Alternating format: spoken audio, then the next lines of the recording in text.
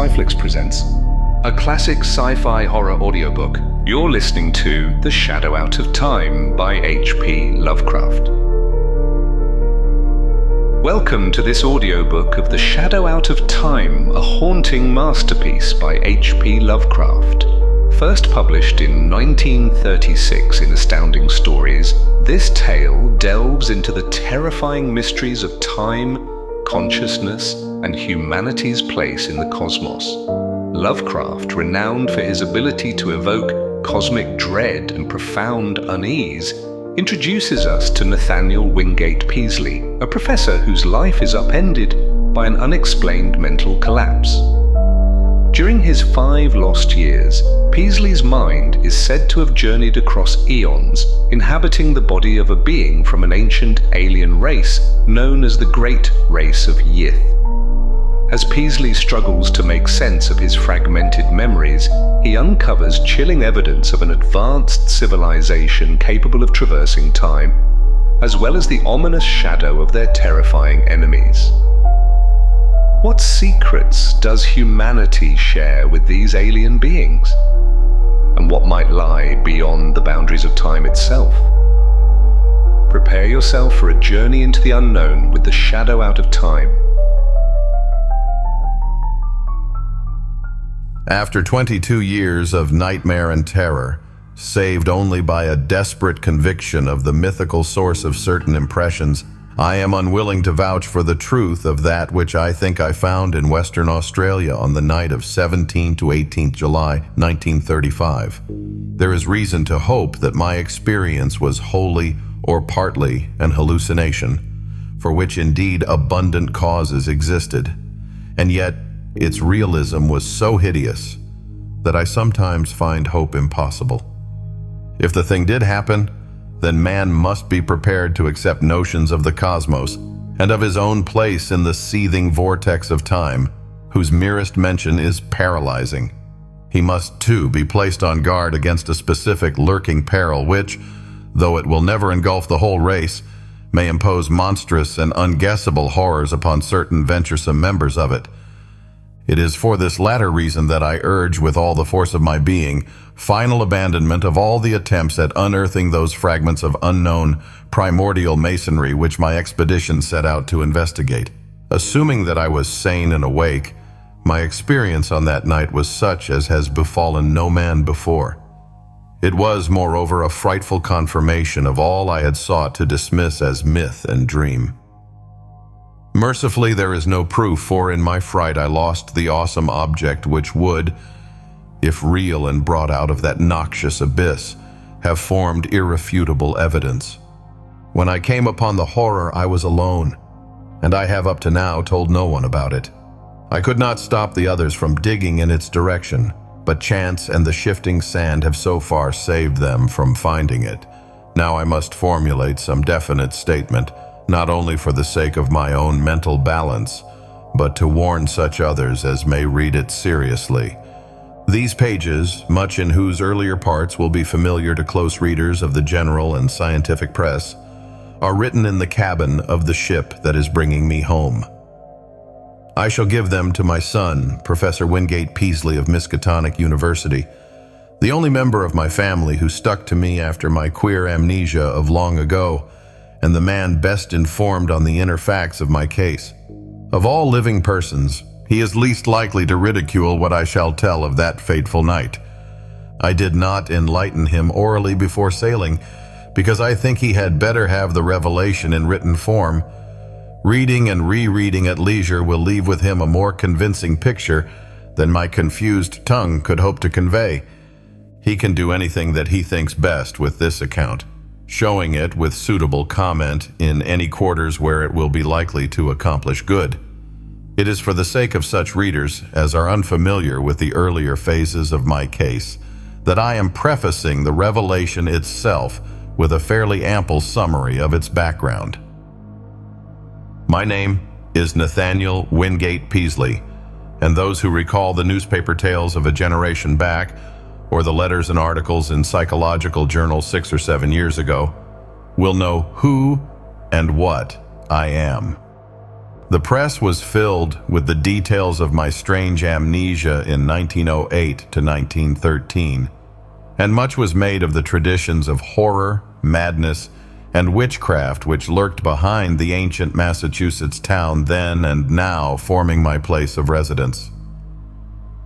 Yet I would have it known that there is nothing whatever of the mad or sinister in my heredity and early life. This is a highly important fact in view of the shadow which fell so suddenly upon me from outside sources.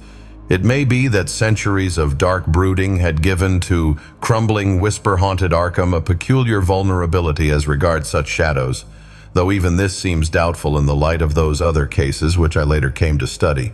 But the chief point is that my own ancestry and background are altogether normal. What came from somewhere else, where I even now hesitate to assert in plain words. I am the son of Jonathan and Hannah Wingate Peasley, both of wholesome old Haverhill stock. I was born and reared in Haverhill, at the old homestead in Boardman Street near Golden Hill, and did not go to Arkham till I entered Miskatonic University as instructor of political economy in 1895. For 13 years more, my life ran smoothly and happily. I married Alice Keyser of Haverhill in 1896, and my 3 children, Robert, Wingate, and Hannah, were born in 1898, 1900, and 1903, respectively. In 1898, I became an associate professor, and in 1902, a full professor. At no time had I the least interest in either occultism or abnormal psychology. It was on Thursday, 14th May, 1908, that the queer amnesia came. The thing was quite sudden, though later I realized that certain brief, glimmering visions of several hours previous, chaotic visions which disturbed me greatly because they were so unprecedented, must have formed premonitory symptoms. My head was aching, and I had a singular feeling, altogether new to me, that someone else was trying to get possession of my thoughts. The collapse occurred about 10:20 a.m. while I was conducting a class in Political Economy 6, History and Present Tendencies of Economics, for juniors and a few sophomores. I began to see strange shapes before my eyes and to feel that I was in a grotesque room other than the classroom. My thoughts and speech wandered from my subject, and the students saw that something was gravely amiss. Then I slumped down, unconscious, in my chair, in a stupor from which no one could arouse me. Nor did my rightful faculties again look out upon the daylight of our normal world for 5 years, 4 months, and 13 days. It is, of course, from others that I have learned what followed. I showed no sign of consciousness for 16 and a half hours, though removed to my home at 27 Crane Street and given the best of medical attention. At 3 a.m. 15 May, my eyes opened and I began to speak, but before long the doctor and my family were thoroughly frightened by the trend of my expression and language. It was clear that I had no remembrance of my identity and my past, though for some reason I seemed anxious to conceal this lack of knowledge.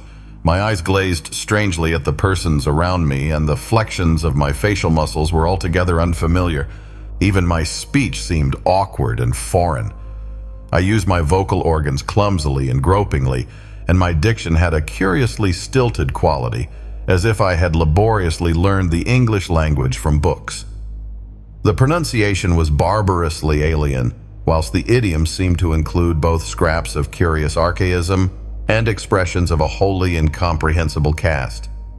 Of the latter, one in particular was very potently, even terrifiedly, recalled by the youngest of the physicians 20 years afterward. For at that late period, such a phrase began to have an actual currency, first in England and then in the United States. And though of much complexity and indisputable newness, it reproduced in every least particular the mystifying words of the strange Arkham patient of 1908. Physical strength returned at once, although I required an odd amount of re-education in the use of my hands, legs, and bodily apparatus in general. Because of this and other handicaps inherent in the mnemonic lapse, I was for some time kept under strict medical care. When I saw that my attempts to conceal the lapse had failed, I admitted it openly and became eager for information of all sorts. Indeed, it seemed to the doctors that I lost interest in my proper personality as soon as I found the case of amnesia accepted as a natural thing. They noticed that my chief efforts were to master certain points in history, science, art, language, and folklore, some of them tremendously abstruse and some childishly simple, which remained very oddly in many cases outside my consciousness.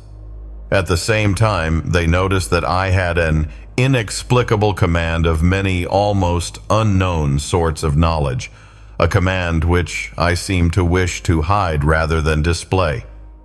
I would inadvertently refer, with casual assurance, to specific events in dim ages outside of the range of accepted history, passing off such references as a jest when I saw the surprise they created, and I had a way of speaking of the future, which 2 or 3 times caused actual fright. These uncanny flashes soon ceased to appear, though some observers laid their vanishment more to a certain furtive caution on my part than to any waning of the strange knowledge behind them.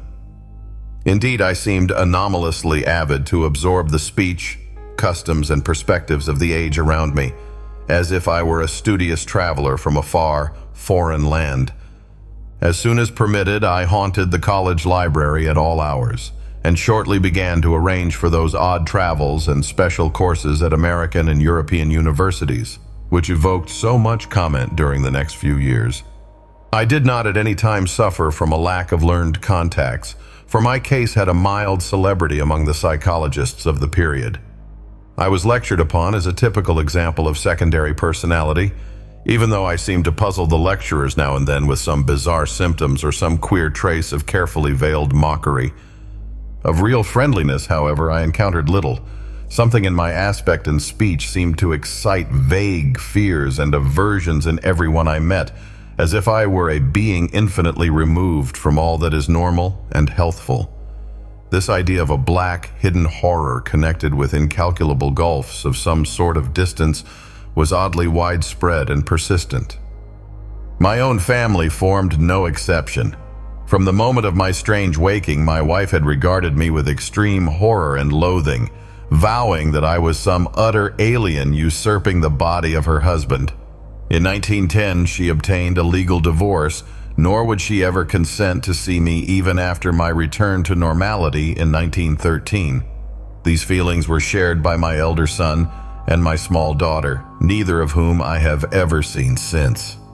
Only my second son, Wingate, seemed able to conquer the terror and repulsion which my change aroused. He indeed felt that I was a stranger, but though only 8 years old, held fast to a faith that my proper self would return. When it did return, he sought me out, and the courts gave me his custody. In succeeding years, he helped me with the studies to which I was driven, and today, at 35, he is a professor of psychology at Miskatonic. But I do not wonder at the horror caused, for certainly the mind, voice, and facial expression of the being that awakened on 15th May 1908 were not those of Nathaniel Wingate Peaslee. I will not attempt to tell much of my life from 1908 to 1913, since readers may glean the outward essentials, as I largely had to do, from files of old newspapers and scientific journals. I was given charge of my funds and spent them slowly and, on the whole, wisely, in travel and in study at various centers of learning. My travels, however, were singular in the extreme, involving long visits to remote and desolate places. In 1909, I spent a month in the Himalayas, and in 1911 roused much attention through a camel trip into the unknown deserts of Arabia. What happened on those journeys I have never been able to learn. During the summer of 1912, I chartered a ship and sailed in the Arctic north of Spitsbergen, afterward showing signs of disappointment. Later in that year, I spent weeks alone beyond the limits of previous or subsequent exploration in the vast limestone cavern systems of Western Virginia, black labyrinths so complex that no retracing of my steps could even be considered. My sojourns at the universities were marked by abnormally rapid assimilation, as if the secondary personality had an intelligence enormously superior to my own. I have found also that my rate of reading and solitary study was phenomenal. I could master every detail of a book merely by glancing over it as fast as I could turn the leaves, while my skill at interpreting complex figures in an instant was veritably awesome. At times there appeared almost ugly reports of my power to influence the thoughts and acts of others, though I seem to have taken care to minimize displays of this faculty. Other ugly reports concerned my intimacy with leaders of occultist groups and scholars suspected of connection with nameless bands of abhorrent elder world hierophants. These rumors, though never proved at the time, were doubtless stimulated by the known tenor of some of my reading, for the consultation of rare books at libraries cannot be effected secretly. There is tangible proof, in the form of marginal notes, that I went minutely through such things as the Comte d'Erlet's Cultus de Gaulle, Ludwig Prinz de Vermis Mysterius, the Unausprechlichen Kulten of von Junst, the surviving fragments of the puzzling Book of Ibon, and the dreaded Necronomicon of the mad Arab Abdul al-Hazred. Then, too, it is undeniable that a fresh and evil wave of underground cult activity set in about the time of my odd mutation. In the summer of 1913, I began to display signs of ennui and flagging interest, and to hint to various associates that a change might soon be expected in me. I spoke of returning memories of my earlier life, though most auditors judged me insincere, since all the recollections I gave were casual, and such as might have been learned from my old private papers. About the middle of August, I returned to Arkham and reopened my long-closed house in Crane Street. Here I installed a mechanism of the most curious aspect, constructed piecemeal by different makers of scientific apparatus in Europe and America, and guarded carefully from the sight of anyone intelligent enough to analyze it. Those who did see it, a workman, a servant, and the new housekeeper, say that it was a queer mixture of rods, wheels, and mirrors, though only about 2 feet tall, 1 foot wide, and 1 foot thick. The central mirror was circular and convex. All this is borne out by such makers of parts as can be located. On the evening of Friday, 26th September, I dismissed the housekeeper and the maid until noon of the next day. Lights burned in the house till late, and a lean, dark, curiously foreign-looking man called in an automobile. It was about 1 a.m. that the lights were last seen. At 2:15 a.m., a policeman observed the place in darkness, but the stranger's motor still at the curb. By 4 o'clock, the motor was certainly gone. It was at 6 o'clock that a hesitant, foreign voice on the telephone asked Dr. Wilson to call at my house and bring me out of a peculiar faint. This call, a long-distance one, was later traced to a public booth in the North Station in Boston, but no sign of the lean foreigner was ever unearthed. When the doctor reached my house, he found me unconscious in the sitting room in an easy chair with a table drawn up before it. On the polished top were scratches showing where some heavy object had rested. The queer machine was gone, nor was anything afterward heard of it. Undoubtedly, the dark, lean foreigner had taken it away. In the library grate were abundant ashes, evidently left from the burning of the every remaining scrap of paper on which I had written since the advent of the amnesia. Dr. Wilson found my breathing very peculiar, but after a hypodermic injection, it became more regular. At 11:15 a.m., 27 September, I stirred vigorously, and my hitherto mask-like face began to show signs of expression. Dr. Wilson remarked that the expression was not that of my secondary personality, but seemed much like that of my normal self. About 11:30, I muttered some very curious syllables which seemed unrelated to any human speech. I appeared, too, to struggle against something. Then, just after noon, the housekeeper and the maid having meanwhile returned, I began to mutter in English. Of the orthodox economists of that period, Jevons typifies the prevailing trend towards scientific correlation. His attempt to link the commercial cycle of prosperity and depression with the physical cycle of the solar spots forms perhaps the apex of.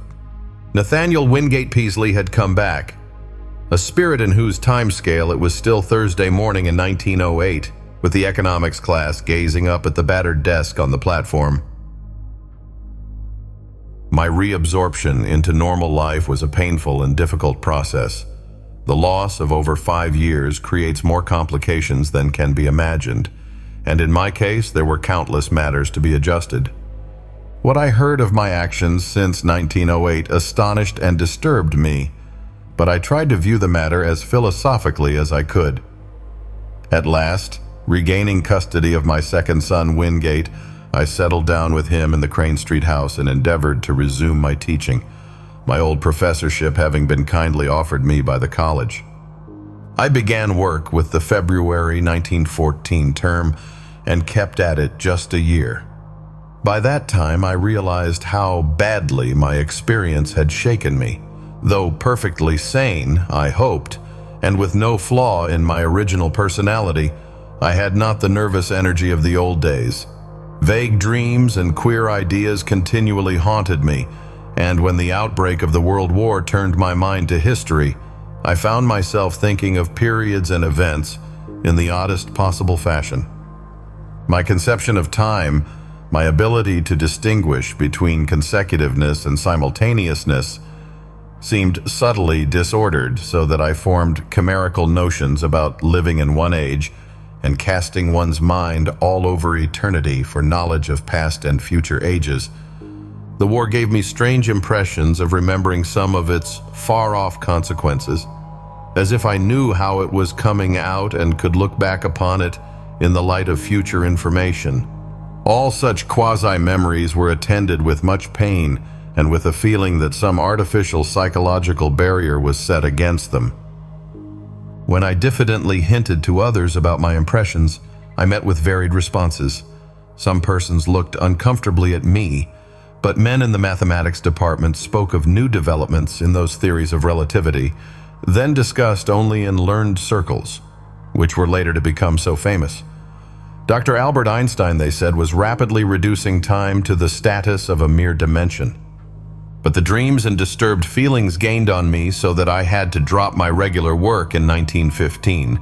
Certainly the impressions were taking an annoying shape, giving me the persistent notion that my amnesia had formed some unholy sort of exchange, that the secondary personality had indeed suffered displacement. Thus I was driven to vague and fright speculations concerning the whereabouts of my true self during the years that another had held my body. The curious knowledge and strange conduct of my body's late tenant troubled me more and more as I learned further details from persons, papers, and magazines. Queernesses that had baffled others seemed to harmonize terribly with some background of black knowledge which festered in the chasms of my subconscious. I began to search feverishly for every scrap of information bearing on the studies and travels of that other one during the dark years. Not all of my troubles were as semi-abstract as this. There were the dreams, and these seemed to grow in vividness and concreteness.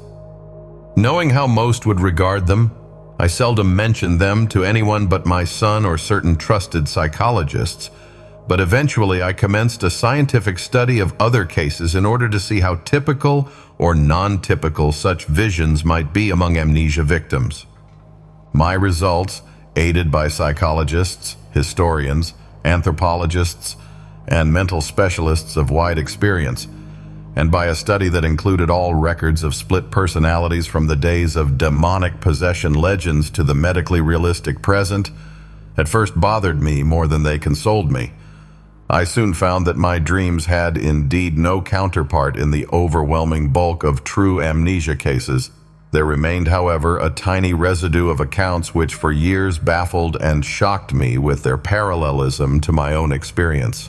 Some of them were bits of ancient folklore. Others were case histories in the annals of medicine. One or two were anecdotes obscurely buried in standard histories. It thus appeared that, while my special kind of affliction was prodigiously rare, instances of it had occurred at long intervals, ever since the beginning of men's annals. Some centuries might contain 1, 2, or 3 cases, others none, or at least none whose record survived. The essence was always the same. A person of keen thoughtfulness seized a strange secondary life and, leading for a greater or lesser period an utterly alien existence, typified at first by vocal and bodily awkwardness and later by a wholesale acquisition of scientific, historic, artistic, and anthropologic knowledge. An acquisition carried on with feverish zest and with a wholly abnormal absorptive power. Then a sudden return of rightful consciousness, intermittently plagued ever after with vague, unplaceable dreams suggesting fragments of some hideous memory elaborately blotted out. And the close resemblance of those nightmares to my own, even in some of the smallest particulars, left no doubt in my mind of their significantly typical nature. One or two of the cases had an added ring of faint, blasphemous familiarity, as if I had heard of them before through some cosmic channel, too morbid and frightful to contemplate. In 3 instances, there was specific mention of such an unknown machine as had been in my house before the second change. Another thing that worried me during my investigation was the somewhat greater frequency of cases where a brief, elusive glimpse of the typical nightmares was afforded to persons not visited well-defined amnesia. These persons were largely of mediocre mind or less, some so primitive that they could scarcely be thought of as vehicles for abnormal scholarship and preternatural mental acquisitions. For a second they would be fired with alien force, then a backward lapse, and a thin, swift fading memory of unhuman horrors. There had been at least 3 such cases during the past half-century, one only 15 years before. Had something been groping blindly through time from some unsuspected abyss in nature? Were these faint cases monstrous, sinister experiments of a kind and authorship utterly beyond sane belief? Such were a few of the formless speculations of my weaker hours, fancies abetted by myths which my studies uncovered. For I could not doubt but that certain persistent legends of immemorial antiquity, apparently unknown to the victims and physicians connected with recent amnesia cases, formed a striking and awesome elaboration of memory lapses such as mine. Of the nature of the dreams and impressions which were growing so clamorous, I still almost fear to speak. They seemed to savor of madness, and at times I believed I was indeed going mad. Was there a special type of delusion afflicting those who had suffered lapses of memory? Conceivably, the efforts of the subconscious mind to fill up a perplexing blank with pseudo-memories might give rise to strange imaginative vagaries. This indeed, though an alternative folklore theory finally seemed to me more plausible, was the belief of many of the alienists who helped me in my search for parallel cases and who shared my puzzlement at the exact resemblances sometimes discovered. They did not call the condition true insanity, but classed it rather among neurotic disorders. My course in trying to track down and analyze it, instead of vainly seeking to dismiss or forget it, they heartily endorsed as correct according to the best psychological principles. I especially valued the advice of such physicians as had studied me during my possession by the other personality. My first disturbances were not visual at all, but concerned the more abstract matters which I have mentioned. There was, too, a feeling of profound and inexplicable horror concerning myself. I developed a queer fear of seeing my own form, as if my eyes would find it something utterly alien and inconceivably abhorrent. When I did glance down and behold the familiar human shape in quiet gray or blue clothing, I always felt a curious relief, though in order to gain this relief, I had to conquer an infinite dread. I shunned mirrors as much as possible and was always shaved at the barber's. It was a long time before I correlated any of these disappointed feelings with the fleeting visual impressions which began to develop. The first such correlation had to do with the odd sensation of an external artificial restraint on my memory. I felt that the snatches of sight I experienced had a profound and terrible meaning and a frightful connection with myself, but that some purposeful influence held me from grasping that meaning and that connection. Then came that queerness about the element of time, and with it desperate efforts to place the fragmentary dream glimpses in the chronological and spatial pattern. The glimpses themselves were at first merely strange rather than horrible. I would seem to be in an enormous vaulted chamber whose lofty stone groinings were well-nigh lost in the shadows overhead. In whatever time or place the scene might be, the principle of the arch was known as fully and used as extensively as by the Romans. There were colossal round windows and high arched doors, and pedestals or tables each as tall as the height of an ordinary room. Vast shelves of dark wood lined the walls, holding what seemed to be volumes of immense size with strange hieroglyphs on their backs. The exposed stonework held curious carvings, always in curvilinear mathematical designs, and there were chiseled inscriptions in the same characters that the huge books bore. The dark granite masonry was of a monstrous megathick type, with lines of convex-topped blocks fitting the concave-bottomed courses which rested upon them. There were no chairs, but the tops of the vast pedestals were littered with books, papers, and what seemed to be writing materials, oddly figured jars of a purplish metal, and rods with stained tips. Tall as the pedestals were, I seemed at times able to view them from above. On some of them were great globes of luminous crystal serving as lamps, and inexplicable machines formed of vitreous tubes and metal rods. The windows were glazed and latticed with stout-looking bars. Though I dared not approach and peer out them, I could see from where I was the waving tops of singular fern-like growths.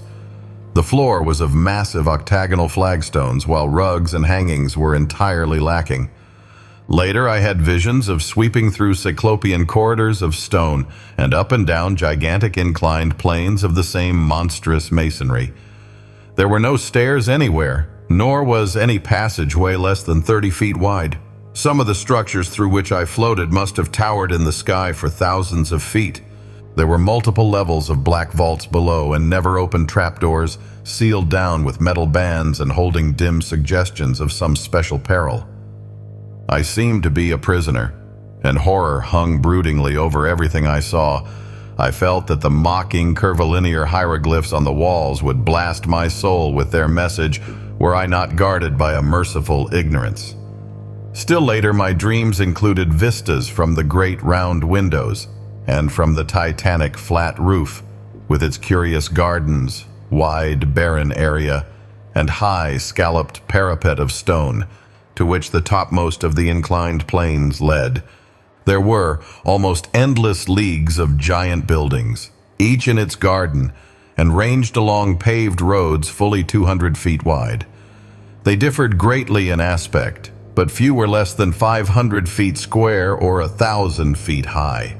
Many seemed so limitless that they must have had a frontage of several thousand feet, while some shot up to mountainous altitudes in the gray, steamy heavens.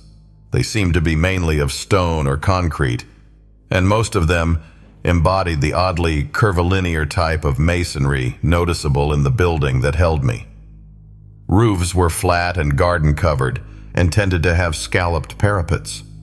Sometimes there were terraces and higher levels and wide, cleared spaces amidst the gardens. The great roads held hints of motion, but in the earlier visions, I could not resolve this impression into details. In certain places I beheld enormous dark cylindrical towers which climbed far above any of the other structures. These appeared to be of a totally unique nature and showed signs of prodigious age and dilapidation. They were built of a bizarre type of square-cut basalt masonry and tapered slightly toward their rounded tops. Nowhere in any of them could the least traces of windows or other apertures, save huge doors, be found.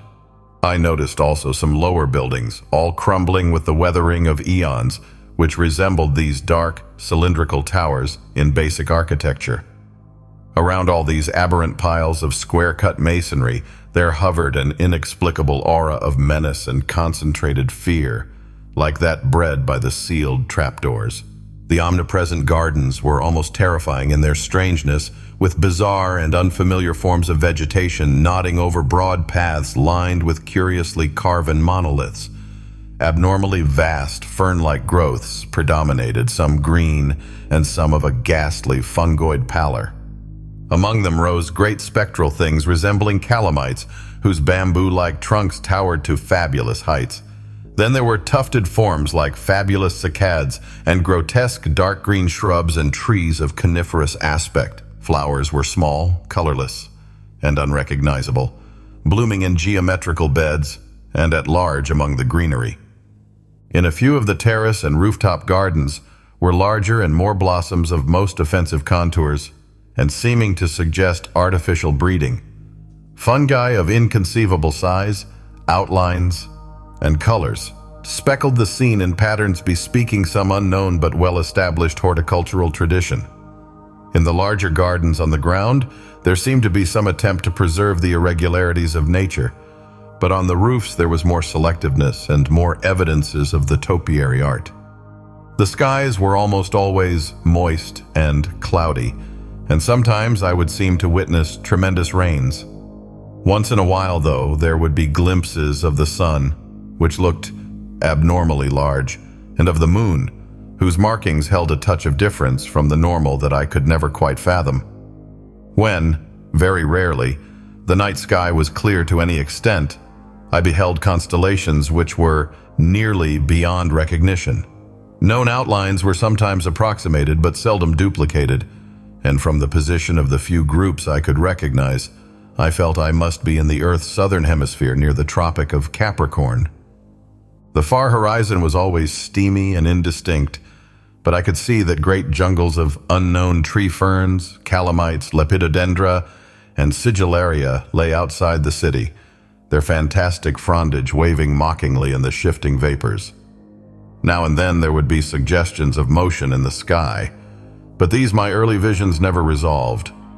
By the autumn of 1914, I began to have infrequent dreams of strange floatings over the city and through the regions around it. I saw interminable roads through forests of fearsome growths with mottled, fluted, and banded trunks, and past other cities as strange as the one which persistently haunted me. I saw monstrous constructions of black or iridescent tone in glades and clearings where perpetual twilight reigned, and traversed long causeways over swamps so dark that I could tell but little of their moist, towering vegetation. Once I saw an area of countless miles strewn with age-blasted basaltic ruins, whose architecture had been like that of the few windowless, round-topped towers in the haunting city. And once I saw the sea, a boundless, steamy expanse beyond the colossal stone piers of an enormous town of domes and arches. Great shapeless suggestions of shadow moved over it, and here and there its surface was vexed with anomalous spoutings. As I have said, it was not immediately that these wild visions began to hold their terrifying quality. Certainly, many persons have dreamed intrinsically stranger things, things compounded of unrelated scraps of daily life, pictures and reading, and arranged in fantastically novel forms by the unchecked caprices of sleep. For some time I accepted the visions as natural, even though I had never before been an extravagant dreamer. Many of the vague anomalies, I argued, must have come from trivial sources too numerous to track down, while others seemed to reflect a common textbook knowledge of the plants and other conditions of the primitive world of 150 million years ago, the world of the Permian or Triassic age. In the course of some months, however, the element of terror did figure with accumulating force. This was when the dreams began so unfailingly to have the aspect of memories, and when my mind began to link them with my growing abstract disturbances, the feeling of mnemonic restraint, the curious impressions regarding time, and sense of a loathsome exchange with my secondary personality of 1908 to 13, and considerably later, the inexplicable loathing of my own person. As certain definite details began to enter the dreams, their horror increased 1,000-fold, until by October 1915 I felt I must do something. It was then that I began an intensive study of other cases of amnesia and visions, feeling that I might thereby objectivize my trouble and shake clear of its emotional grip. However, as before mentioned, the result was at first almost exactly opposite. It disturbed me vastly to find that my dreams had been so closely duplicated, especially since some of the accounts were too early to admit of any geological knowledge, and therefore of any idea of primitive landscapes on the subject's part. What is more, many of these accounts supplied very horrible details and explanations in connection with the visions of great buildings and jungle gardens, and other things. The actual sights and vague impressions were bad enough, but what was hinted or asserted by some of the other dreamers savored of madness and blasphemy. Worst of all, my own pseudo-memory was aroused to wilder dreams and hints of coming revelations. And yet most doctors deemed my course on the whole an advisable one. I studied psychology systematically, and under the prevailing stimulus, my son Wingate did the same, his studies leading eventually to his present professorship. In 1917 and 1918, I took special courses at Miskatonic. Meanwhile, my examination of medical, historical, and anthropological records became indefatigable, involving travels to distant libraries, and finally including even a reading of the hideous books of forbidden elder lore, in which my secondary personality had been so disturbingly interested. Some of the latter were the actual copies I had consulted in my altered state, and I was greatly disturbed by certain marginal notations and ostensible corrections of the hideous text in a script and idiom which somehow seemed oddly unhuman. These markings were mostly in the respective languages of the various books, all of which the writer seemed to know with equal, though obviously academic, facility. One note appended to von Junst's Unaussprechlichen Kulten, however, was alarmingly otherwise. It consisted of certain curvilinear hieroglyphs in the same ink as that of the German corrections, but following no recognized human pattern, and these hieroglyphs were closely and unmistakably akin to the characters constantly met with in my dreams, characters whose meaning I would sometimes momentarily fancy I knew, or was just on the brink of recalling. To complete my black confusion, my librarians assured me that in view of previous examinations and records of consultation of the volumes in question, all of these notations must have been made by myself in my secondary state. This despite the fact that I was, and still am, ignorant of 3 of the languages involved. Piecing together the scattered records, ancient and modern, anthropological and medical, I found a fairly consistent mixture of myth and hallucination, whose scope and wildness left me utterly dazed. Only one thing consoled me, the fact that the myths were of such early existence. What lost knowledge could have brought pictures of the Paleozoic or Mesozoic landscape into these primitive fables? I could not even guess, but the pictures had been there. Thus a basis existed for the formation of a fixed type of delusion. Cases of amnesia no doubt created the general myth pattern, but afterward the fanciful accretions of the myths must have reacted on amnesia sufferers and colored their pseudo-memories. I myself had read and heard all the early tales during my memory lapse. My quest had amply proved that. Was it not natural, then, for my subsequent dreams and emotional impressions to become colored and molded by what my memory subtly held over from my secondary state? A few of the myths had significant connections with other cloudy legends of the pre-human world, especially those Hindu tales involving stupefying gulfs of time and forming part of the lore of modern theosophists. Primal myth and modern delusion joined in their assumption that mankind is only one, perhaps the least, of the highly evolved and dominant races of this planet's long and largely unknown career. Things of inconceivable shape, they implied, had reared towers to the sky and delved into every secret of nature before the first amphibian forebear of man had crawled out of the hot sea 300 million years ago. Some had come down from the stars. A few were as old as the cosmos itself.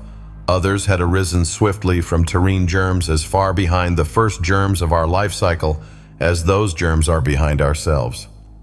Spans of thousands of millions of years and linkages to other galaxies and universes were freely spoken of. Indeed, there was no such thing as time in its humanly accepted sense. But most of the tales and impressions concerned a relatively late race of a queer and intricate shape resembling no life form known to science, which had lived till only 50 million years before the advent of man. This, they indicated, was the greatest race of all, because it alone had conquered the secret of time. It had learned all things that ever were known or ever would be known on the earth, through the power of its keener minds to project themselves into the past and future, even through gulfs of millions of years, and study the lore of every age.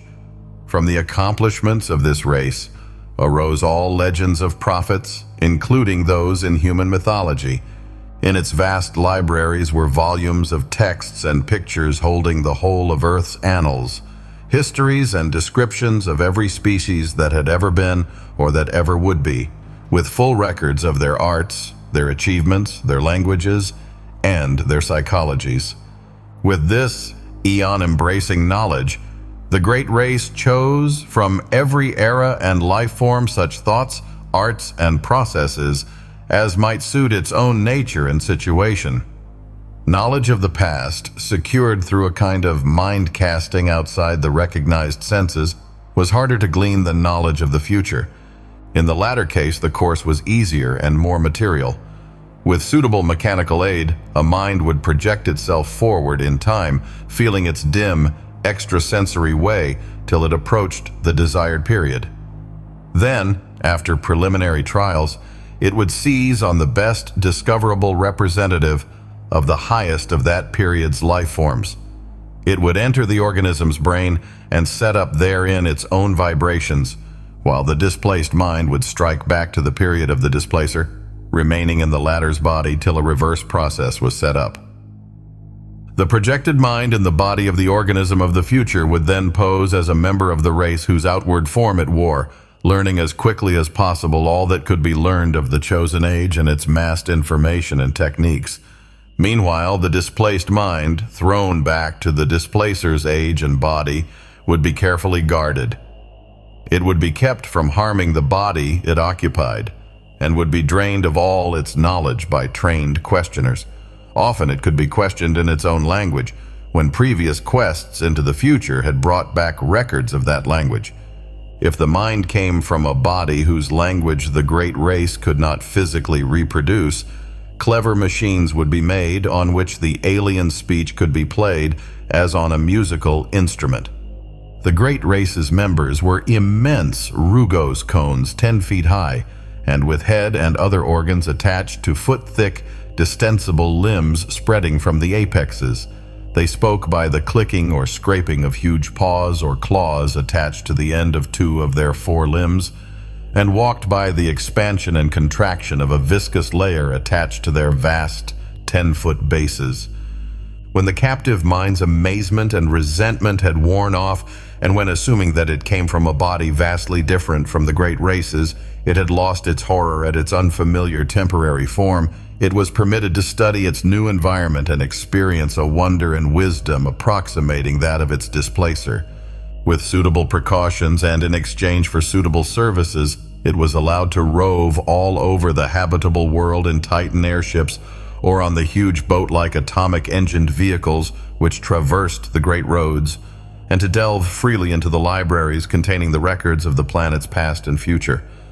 This reconciled many captive minds to their lot, since none were other than keen, and to such minds the unveiling of hidden mysteries of earth-closed chapters, of inconceivable pasts and dizzying vortices of future time which include the years ahead of their own natural ages, forms always, despite the abysmal horrors often unveiled, the supreme experience of life.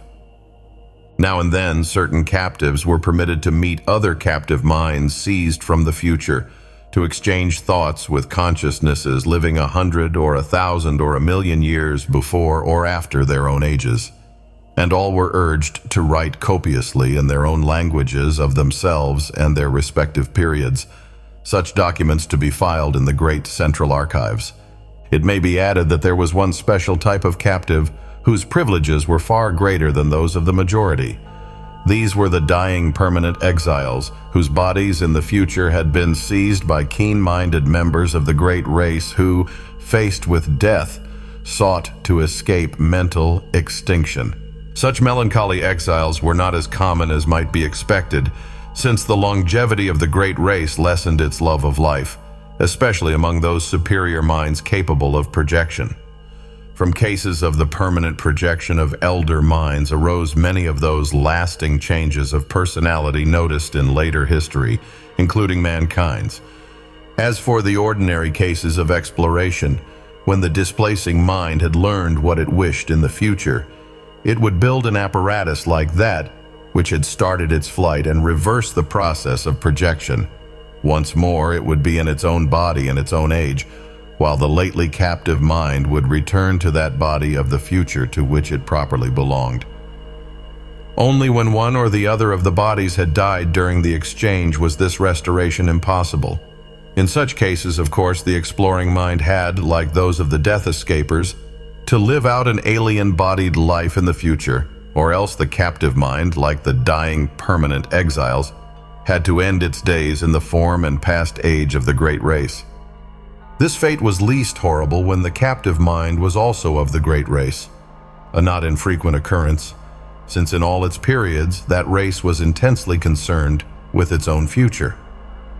The number of dying permanent exiles of the great race was very slight, largely because of the tremendous penalties attached to displacements of future great race minds by the moribund.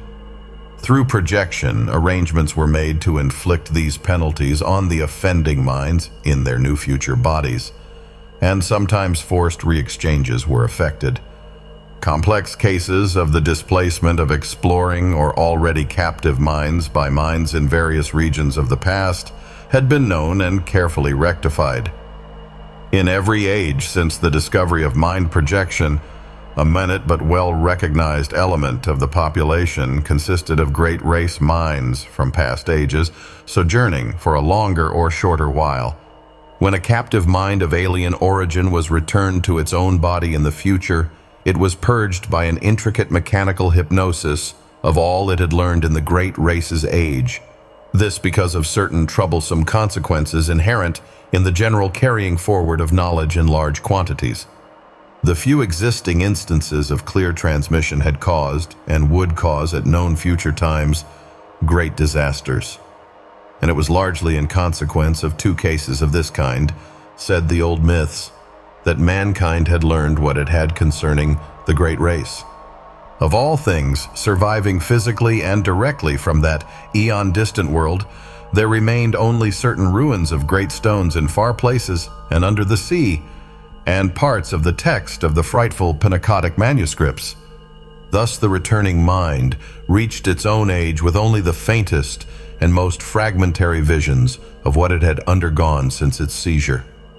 All memories that could be eradicated were eradicated, so that in most cases only a dream-shadowed blank stretched back to the time of the first exchange. Some minds recalled more than others, and the chance joining of memories had at rare times brought hints of the forbidden past to future ages.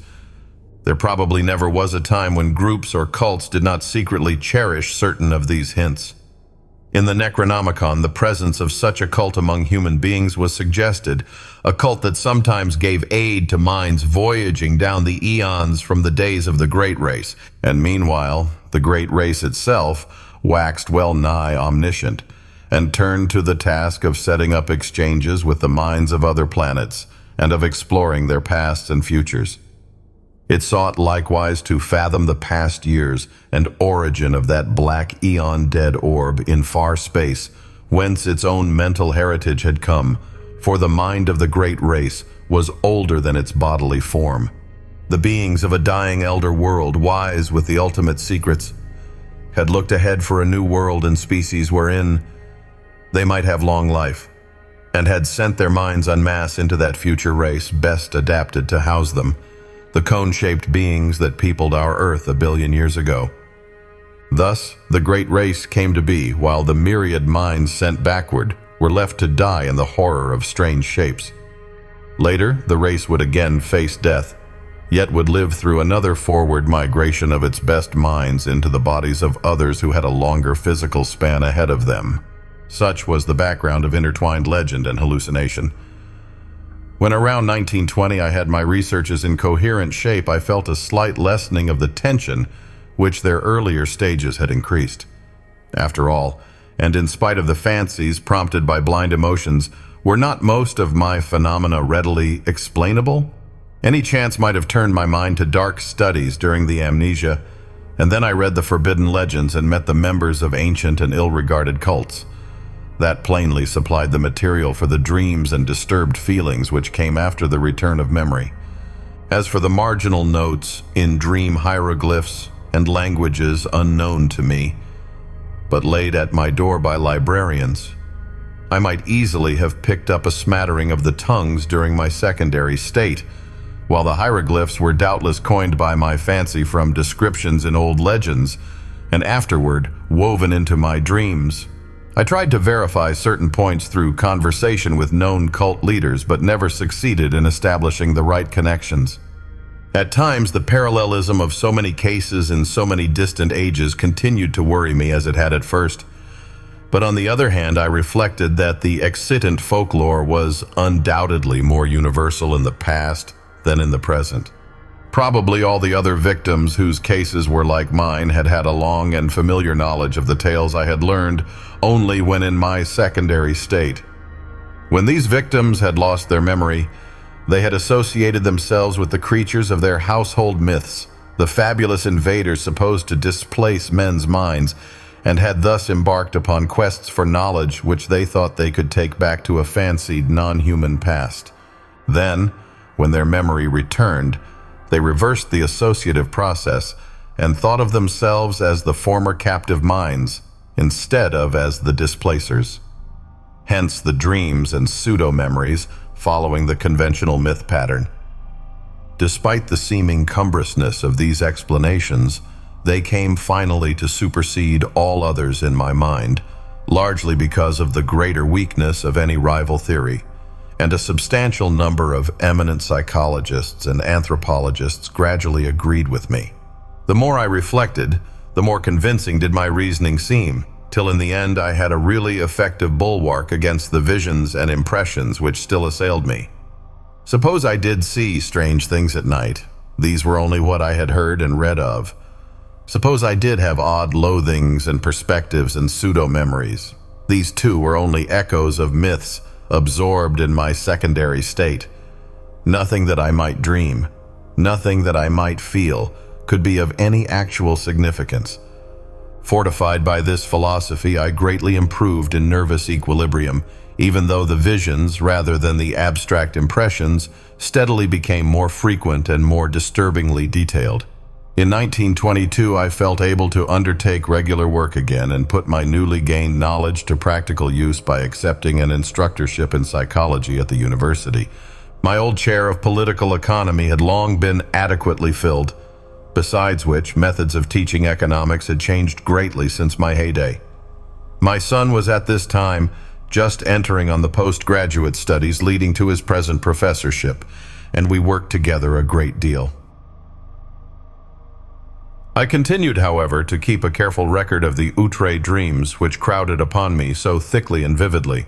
Such a record, I argued, was of genuine value as a psychological document. The glimpses still seemed damnably like memories, though I fought off this impression with a goodly measure of success. In writing, I treated the phantasmata as things seen, but at all other times I brushed them aside like any gossamer illusions of the night. I had never mentioned such matters in common conversation, though reports of them, filtering out as such things will, had aroused sundry rumors regarding my mental health. It is amusing to reflect that these rumors were confined wholly to laymen, without a single champion among physicians or psychologists. Of my visions after 1914, I will here mention only a few, since fuller accounts and records are at the disposal of the serious student. It is evident that with time the curious inhibitions somewhat waned, for the scope of my visions vastly increased. They have never, though, become other than disjointed fragments seemingly without clear motivation. Within the dreams, I seemed gradually to acquire a greater and greater freedom of wandering. I floated through many strange buildings of stone, going from one to the other along mammoth underground passages which seemed to form the common avenues of transit. Sometimes I encountered those gigantic sealed trapdoors in the lowest level, around which such an aura of fear and forbiddenness clung. I saw tremendously tessellated pools and rooms of curious and inexplicable utensils of myriad sorts.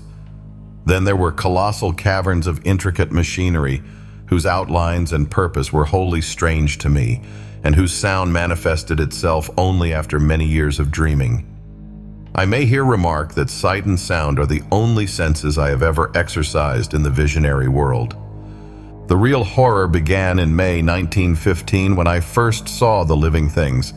This was before my studies had taught me what, in view of the myths and case histories, to expect. As mental barriers wore down, I beheld great masses of thin vapor in various parts of the building and in the streets below. These steadily grew more solid and distinct, till at last I could trace their monstrous outlines with uncomfortable ease. They seemed to be enormous, iridescent cones, about 10 feet high and 10 feet wide at the base, and made up of some ridgy, scaly, semi-elastic matter. From their apexes projected 4 flexible cylindrical members, each a foot thick, and of a ridgy substance like that of the cones themselves. These members were sometimes contracted almost to nothing, and sometimes extended to any distance up to about 10 feet. Terminating 2 of them were enormous claws or nippers. At the end of a third were 4 red trumpet-like appendages. The fourth terminated in an irregular yellowish globe some 2 feet in diameter and having 3 great dark eyes ranged along its central circumference. Surmounting this head were 4 slender gray stalks bearing flower-like appendages, whilst from its nether side dangled 8 greenish antennae or tentacles. The great base of the central cone was fringed with a rubbery gray substance which moved the whole entity through expansion and contraction. Their actions, though harmless, horrified me even more than their appearance, for it is not wholesome to watch monstrous objects doing what one had known only human beings to do. These objects moved intelligently about the great rooms, getting books from the shelves and taking them to the great tables or vice versa, and sometimes writing diligently, with a peculiar rod gripped in the greenish head tentacles. The huge nippers were used in carrying books and in conversation speech consisting of a kind of clicking and scraping. The objects had no clothing but wore satchels or knapsacks suspended from the top of the conical trunk.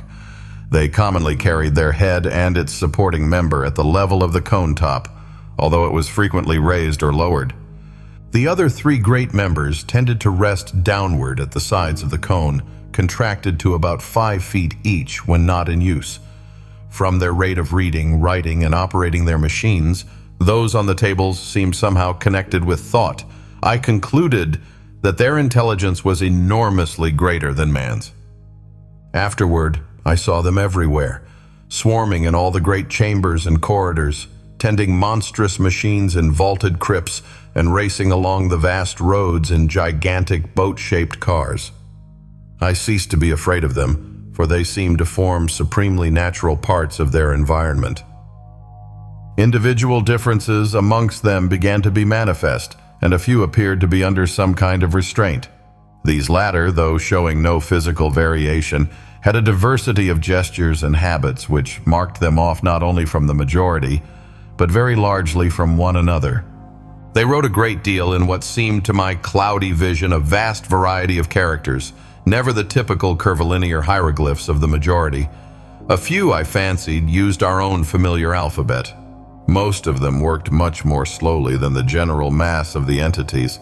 All this time, my own part in the dream seemed to be that of a disembodied consciousness, with a range of vision wider than the normal, floating freely about, yet confined to the ordinary avenues and speeds of travel.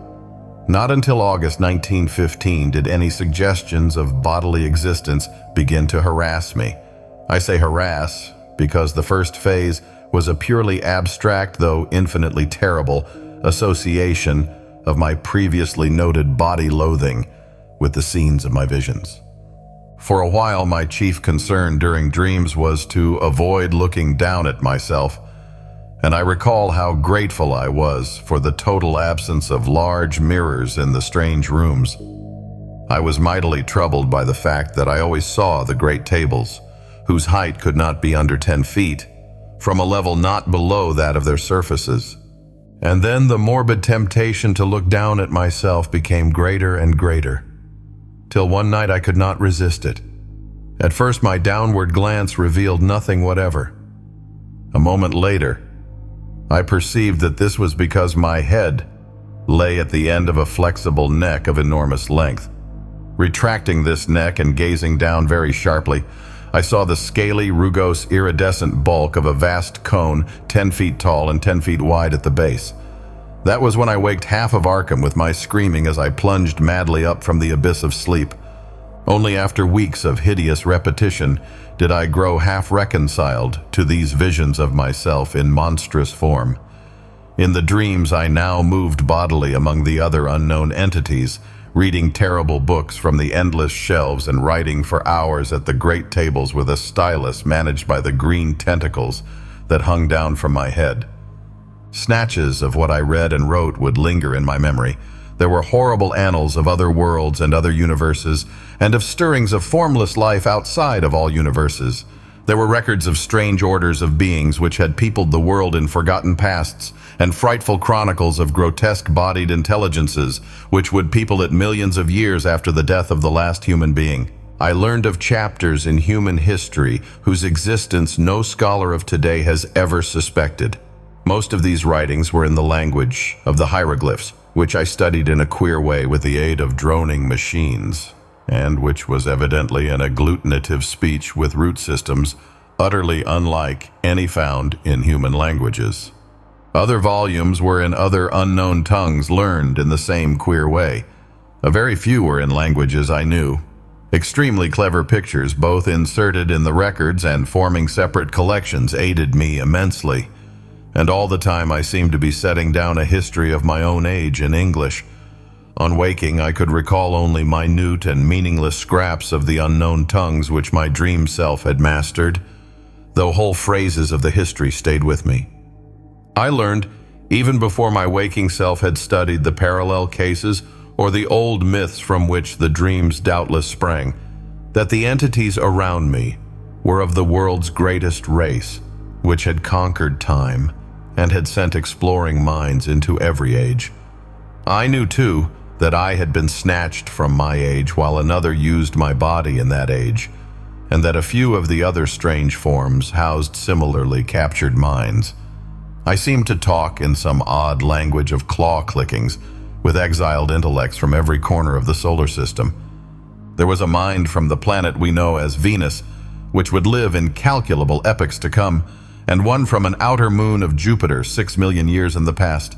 Of earthly minds, there were some from the winged, star-headed, half-vegetable race of Paleogean Antarctica, one from the reptile people of fabled Volusia, 3 from the furry, pre-human Hyperborean worshippers of Tsathoggua, 1 from the wholly abominable Cho-Chos, 2 from the arachnid denizens of Earth's last age, 5 from the hardy Coleopterous species immediately following mankind, to which the great race was someday to transfer its keenest minds en masse in the face of horrible peril, and several from different branches of humanity.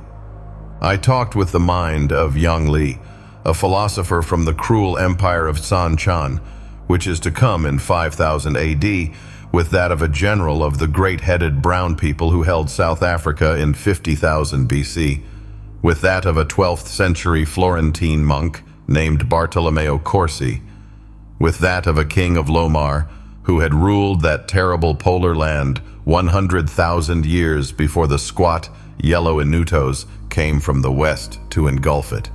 I talked with the mind of Nugsoth, a magician of the dark conquerors of 16,000 AD, with that of a Roman named Titus Sempronius Blasius, who had been a quaestor in Sulla's time, with that of Kefnes, an Egyptian of the 14th dynasty, who told me the hideous secret of Nyarlathotep, with that of a priest of Atlantis's Middle Kingdom, with that of a Suffolk gentleman of Cromwell's day, James Woodville, with that of a court astronomer of pre-Inca Peru, with that of the Australian physicist Neville Kingston Brown, who will die in 2518 AD, with that of an archimage of vanished Y. Hay in the Pacific, with that of Theodotides, a Greco-Bactrian official of 200 BC, with that of an aged Frenchman of Louis XIII's time named Pierre-Louis Montagny, with that of Crom Ya, a Cimmerian chieftain of 15,000 BC, and with so many others that my brain cannot hold the shocking secrets and dizzying marvels I learned from them. I awaked each morning in a fever, sometimes frantically trying to verify or discredit such information as fell within the range of modern human knowledge. Traditional facts took on new and doubtful aspects, and I marveled at the dream fancy which could invent such surprising addenda to history and science. I shivered at the mysteries the past may conceal, and trembled at the menaces the future may bring forth. What was hinted in the speech of post-human entities of the fate of mankind produced such an effect on me that I will not set it down here. After man there would be the mighty beetle civilization, the bodies of whose members the cream of the great race would seize when the monstrous doom overtook the elder world. Later, as the Earth's span closed, the transferred minds would again migrate through time and space to another stopping place in the bodies of the bulbous, vegetable entities of Mercury. But there would be races after them, clinging pathetically to the cold planet and burrowing to its horror-filled core before the utter end. Meanwhile, in my dreams, I wrote endlessly in that history of my own age which I was preparing, half voluntarily and half through promises of increased library and travel opportunities, for the Great Race's central archives. The archives were in a colossal, subterranean structure near the city's center, which I came to know well through frequent labors and consultations, meant to last as long as the race, and to withstand the fiercest of Earth's convulsions. This Titan repository surpassed all other buildings in the massive, mountain-like firmness of its construction. The records, written or printed on great sheets of a curiously tenacious cellulose fabric, were bound into books that opened from the top and were kept in individual cases of a strange, extremely light, rustless metal of grayish hue, decorated with mathematical designs and bearing the title in the Great Race's curvilinear hieroglyphs.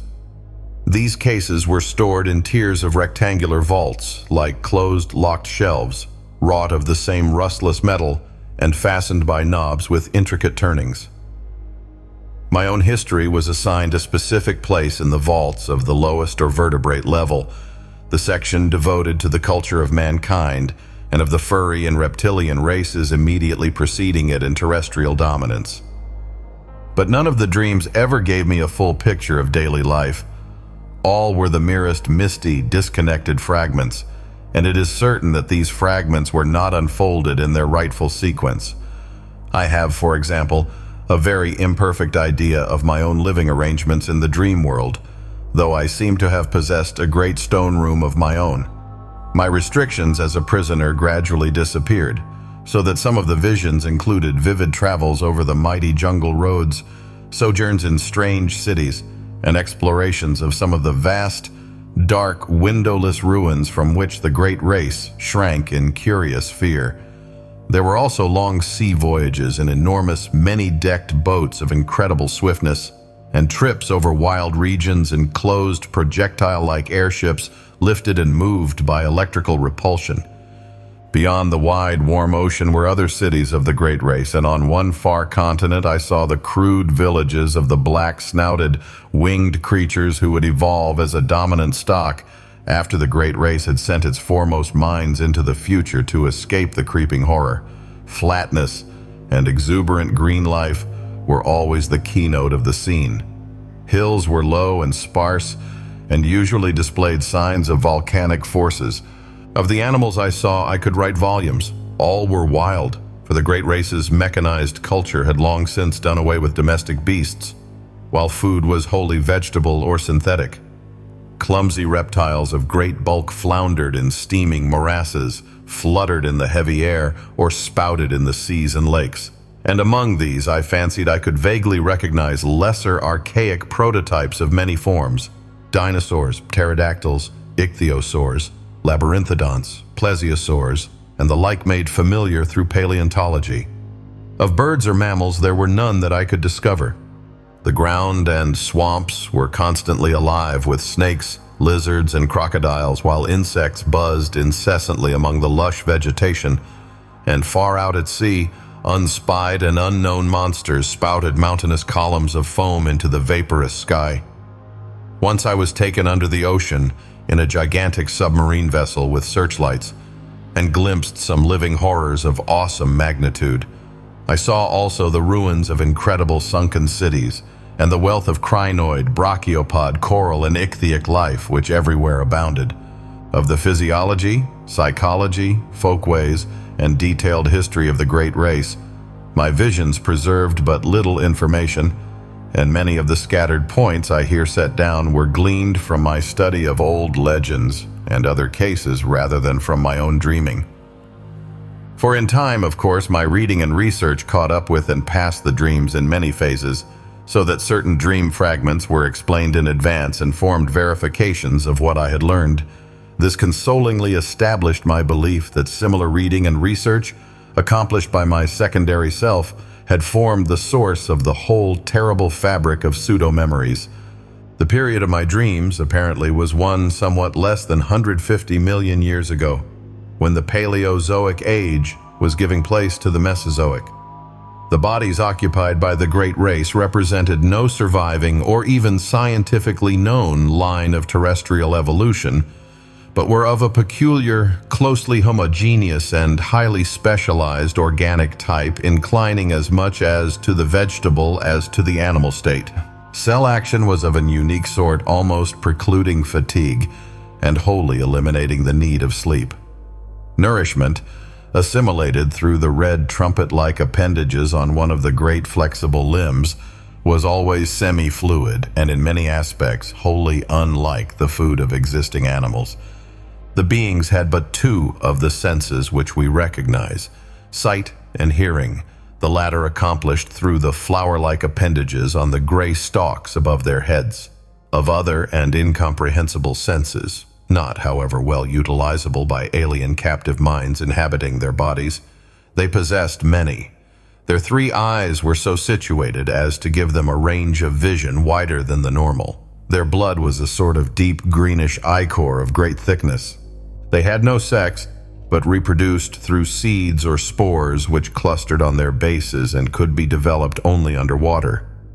Great shallow tanks were used for the growth of their young, which were, however, reared only in small numbers on account of the longevity of individuals, 4,000 or 5,000 years being the common lifespan. Markedly defective individuals were quickly disposed of as soon as their defects were noticed. Disease and the approach of death were, in the absence of a sense of touch or of physical pain, recognized by purely visual symptoms. The dead were incinerated with dignified ceremonies. Once in a while, as before mentioned, a keen mind would escape death by forward projection in time, but such cases were not numerous. When one did occur, the exiled mind from the future was treated with the utmost kindness, till the dissolution of its unfamiliar tenement. The great race seemed to form a single, loosely knit nation or league, with major institutions in common, though there were 4 definite divisions. The political and economic system of each unit was a sort of fascistic socialism, with major resources rationally distributed and power delegated to a small governing board elected by the votes of all able to pass certain educational and psychological tests. Family organization was not overstressed, though ties among persons of common descent were recognized, and the young were generally reared by their parents. Resemblances to human attitudes and institutions were, of course, most marked in those fields where, on the one hand, highly abstract elements were concerned, or where, on the other hand, there was a dominance of the basic, unspecialized urges common to all organic life. A few added likenesses came through conscious adoption as the great race probed the future and copied what it liked. Industry, highly mechanized, demanded but little time from each citizen, and the abundant leisure was filled with intellectual and aesthetic activities of various sorts. The sciences were carried to an unbelievable height of development, and art was a vital part of life, though at the period of my dreams it had passed its crest and meridian.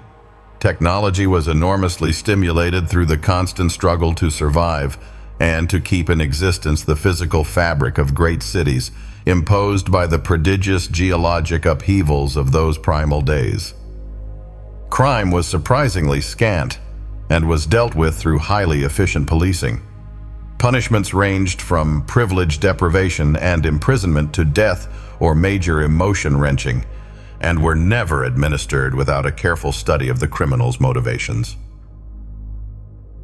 Warfare, largely civil for the last few millennia, though sometimes waged against reptilian or octopodic invaders, or against the winged, star-headed old ones who centered in the Antarctic, was infrequent, though infinitely devastating. An enormous army, using camera-like weapons which produced tremendous electrical effects, was kept on hand for purposes seldom mentioned, but obviously connected with the ceaseless fear of the dark, windowless elder ruins and of the great sealed trapdoors in the lowest subterranean levels. This fear of the basalt ruins and trapdoors was largely a matter of unspoken suggestion or, at most, of furtive quasi-whispers. Everything specific which bore on it was significantly absent from such books as were on the common shelves. It was the one subject lying altogether under a taboo among the great race, and seemed to be connected alike with horrible bygone struggles, and with that future peril which would someday force the race to send its keener minds ahead en masse in time.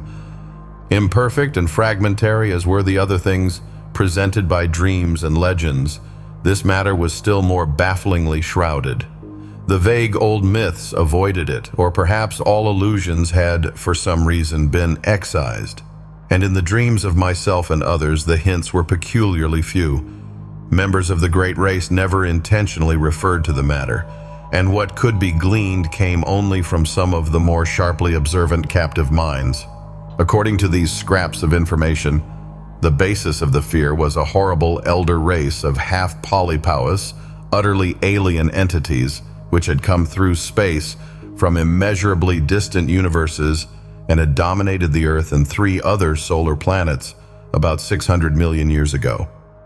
They were only partly material, as we understand matter, and their type of consciousness and media of perception differed widely from those of terrestrial organisms. For example, their senses did not include that of sight, their mental world being a strange, non-visual pattern of impressions. They were, however, sufficiently material to use implements of normal matter when in cosmic areas containing it, and they required housing, albeit of a peculiar kind. Though their senses could penetrate all material barriers, their substance could not, and certain forms of electrical energy could wholly destroy them. They had the power of aerial motion, despite the absence of wings or any other visible means of levitation. Their minds were of such texture that no exchange with them could be affected by the great race.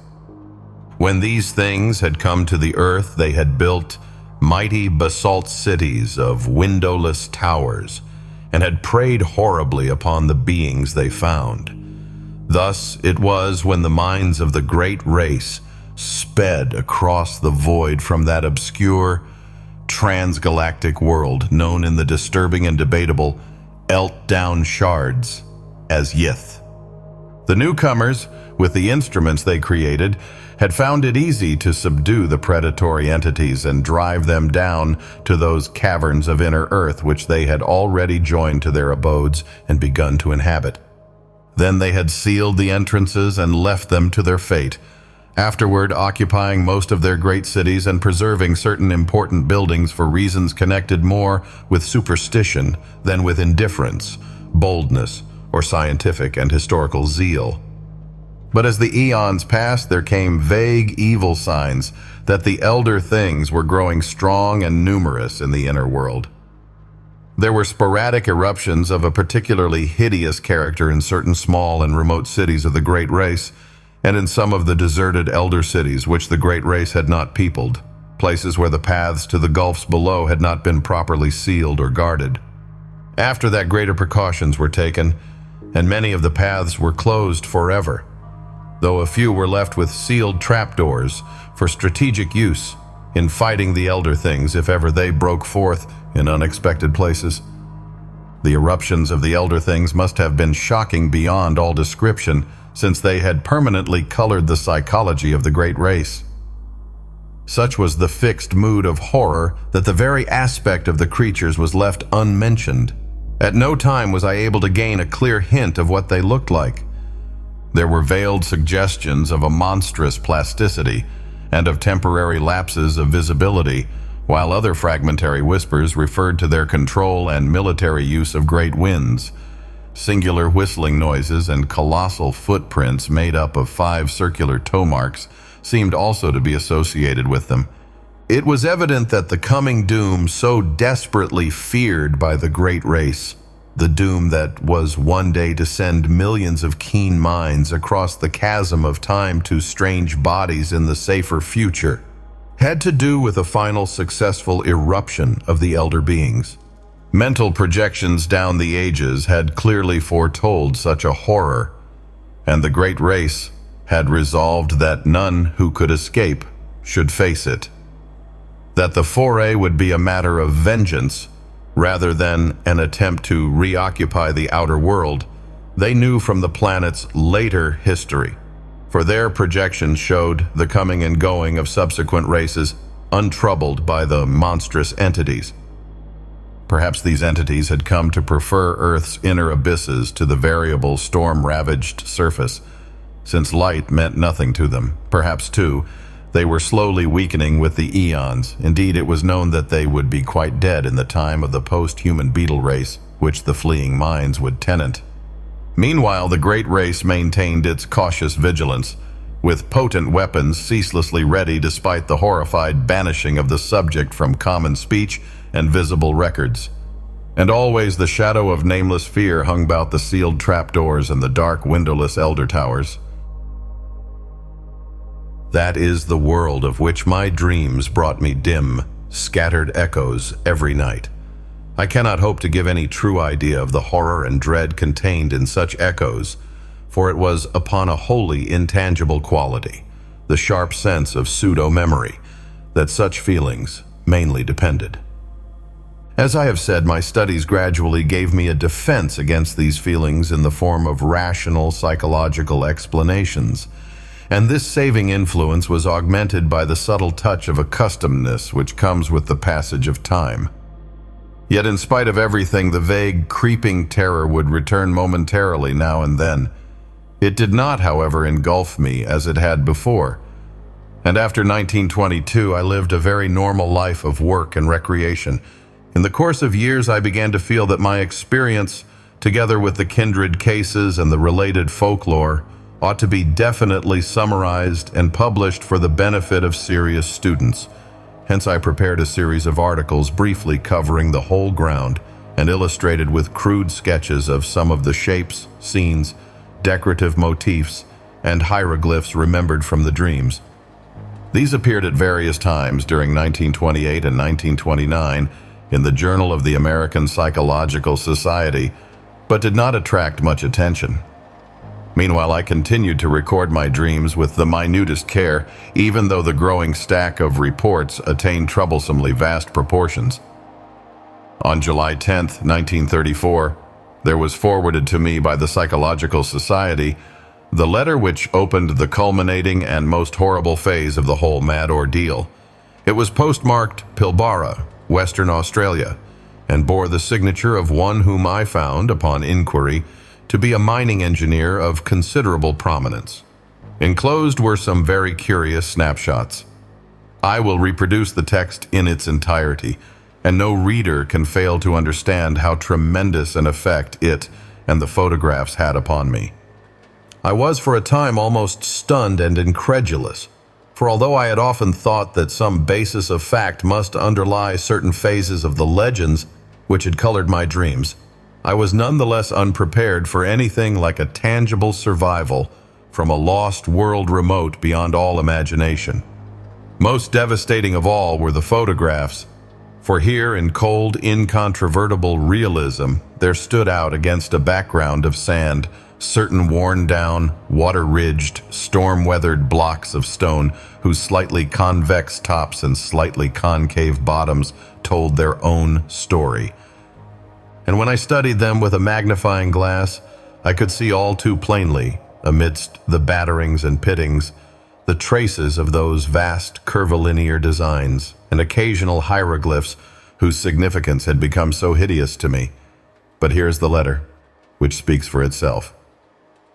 49 Dampier Street, Pilbara, W, Australia, May 18, 1934. Professor N.W. Peasley, care of American Psychological Society, 30 East 41st Street, New York City, USA. My dear sir, a recent conversation with Dr. E.M. Boyle of Perth and some papers with your articles which he has just sent me make it advisable for me to tell you about certain things I have seen in the great sandy desert east of our gold field here. It would seem, in view of the peculiar legends about old cities, with huge stonework and strange designs and hieroglyphs which you describe, that I have come upon something very important. The blackfellows have always been full of talk about great stones with marks on them, and seem to have a terrible fear of such things. They connect them in some way with their common racial legends about Budai, the gigantic old man who lies asleep for ages underground with his head on his arm, and who will someday awake and eat up the world. There are some very old and half-forgotten tales of enormous underground huts of great stones, where passages lead down, and where horrible things have happened. The blackfellows claim that once some warriors fleeing in battle went down into one and never came back, but that frightful winds began to blow from the place soon after they went down. However, there usually isn't much in what these natives say, but what I have to tell is more than this. 2 years ago, when I was prospecting about 500 miles east in the desert, I came on a lot of queer pieces of dressed stone, perhaps 3 by 2 by 2 feet in size, and weathered and pitted to the very limit. At first, I couldn't find any of the marks the blackfellows told about, but when I looked close enough, I could make out some deeply carved lines in spite of the weathering. There were peculiar curves, just like what the blackfellows had tried to describe. I imagine there must have been 30 or 40 blocks, some nearly buried in the sand, and all within a circle perhaps a quarter of a mile in diameter. When I saw some, I looked around closely for more, and made a careful reckoning of the place with my instruments. I also took pictures of 10 or 12 of the most typical blocks, and will enclose the prints for you to see. I turned my information and pictures over to the government at Perth, but they have done nothing about them. Then I met Dr. Boyle, who had read your articles in the Journal of the American Psychological Society, and in time happened to mention the stones. He was enormously interested, and became quite excited when I showed him my snapshots, saying that the stones and the markings were just like those of the masonry you had dreamed about and seen described in legends. He meant to write you, but was delayed. Meanwhile, he sent me most of the magazines with your articles, and I saw at once from your drawings and descriptions that my stones are certainly the kind you mean. You can appreciate this from the enclosed prints. Later on, you will hear directly from Dr. Boyle. Now, I can understand how important all this will be to you. Without question, we are faced with the remains of an unknown civilization older than any dreamed of before, and forming a basis for your legends. As a mining engineer, I have some knowledge of geology, and can tell you that these blocks are so ancient they frighten me. They are mostly sandstone and granite, though one is almost certainly made of a queer sort of cement or concrete.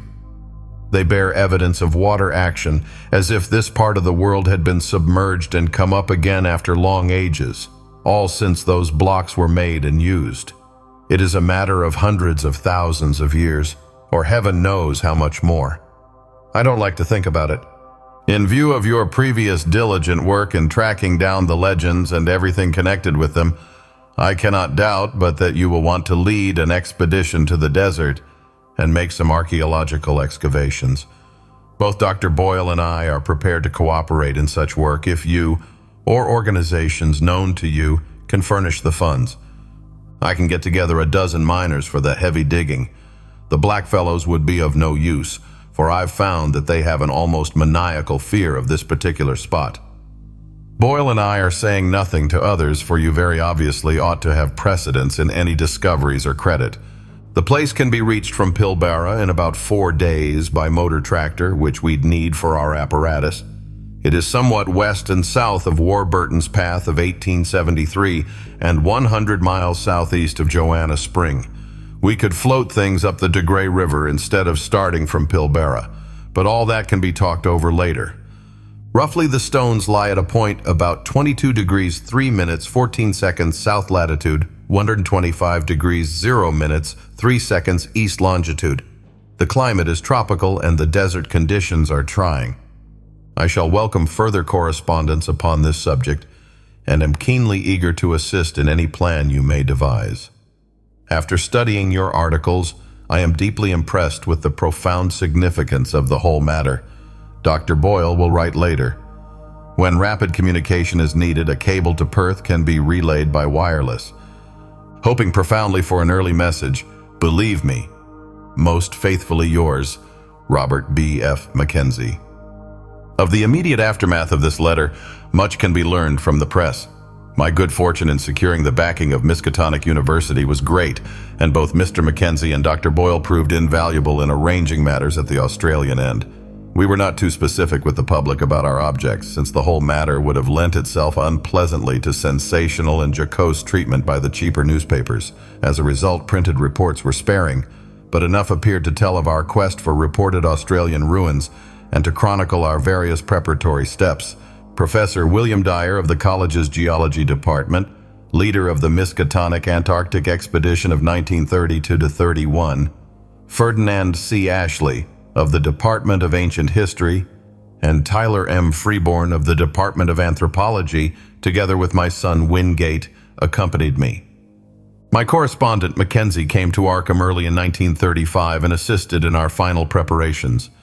He proved to be a tremendously competent and affable man of about 50, admirably well-read and deeply familiar with all the conditions of Australian travel.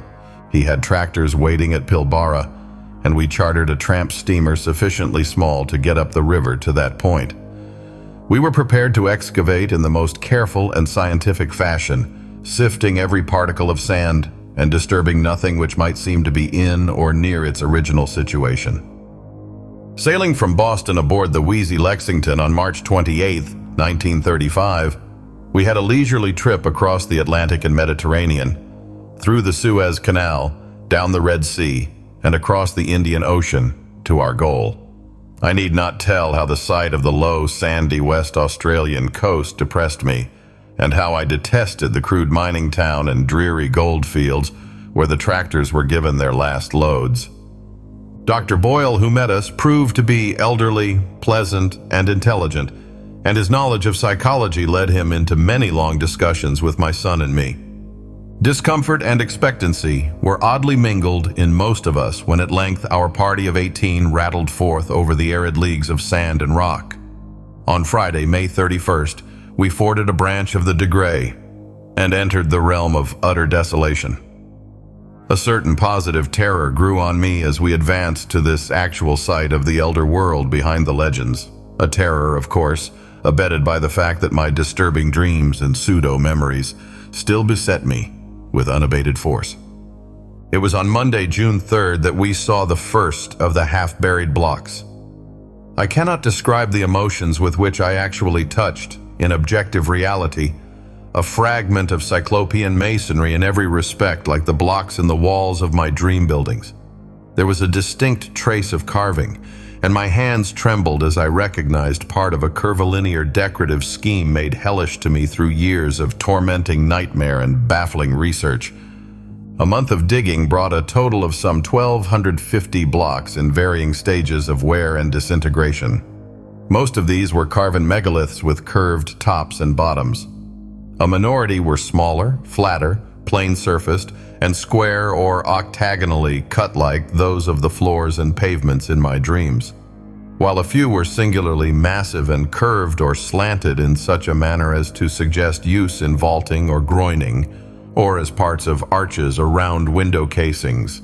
The deeper and the farther north and east we dug, the more blocks we found, though we still failed to discover any trace of arrangement among them.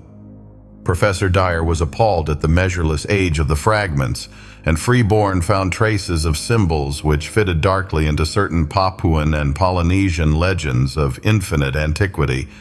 The condition and scattering of the blocks told mutely of vertiginous cycles of time and geologic upheavals of cosmic savagery.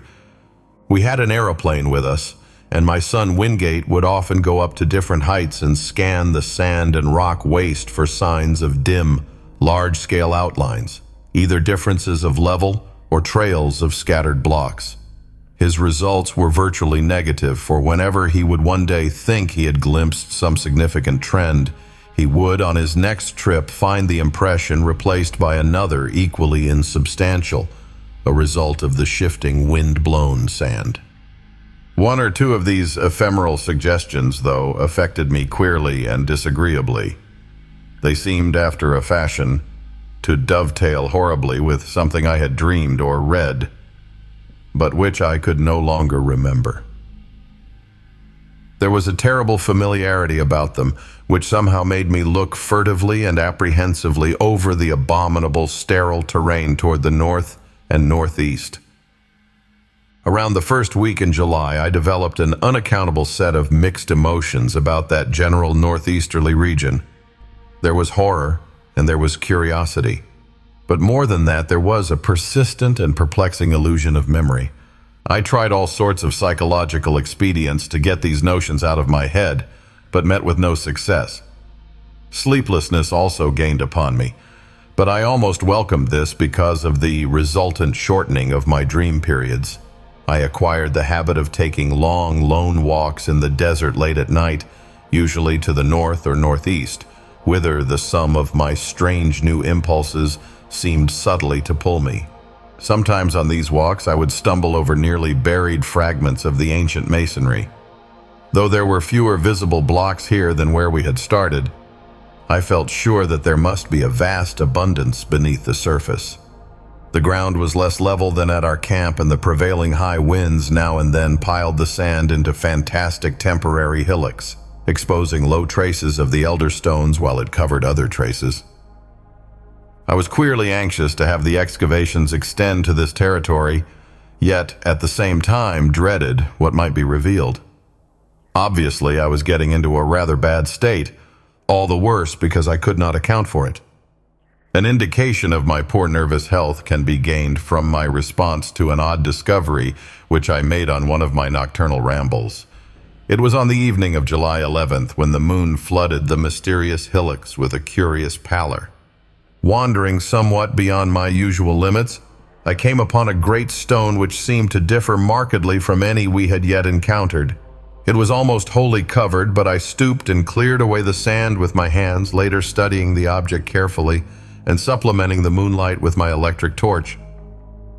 Unlike the other very large rocks, this one was perfectly square-cut, with no convex or concave surface. It seemed, too, to be of a dark basaltic substance, wholly dissimilar to the granite and sandstone and occasional concrete of the now familiar fragments. Suddenly, I rose, turned, and ran for the camp at top speed.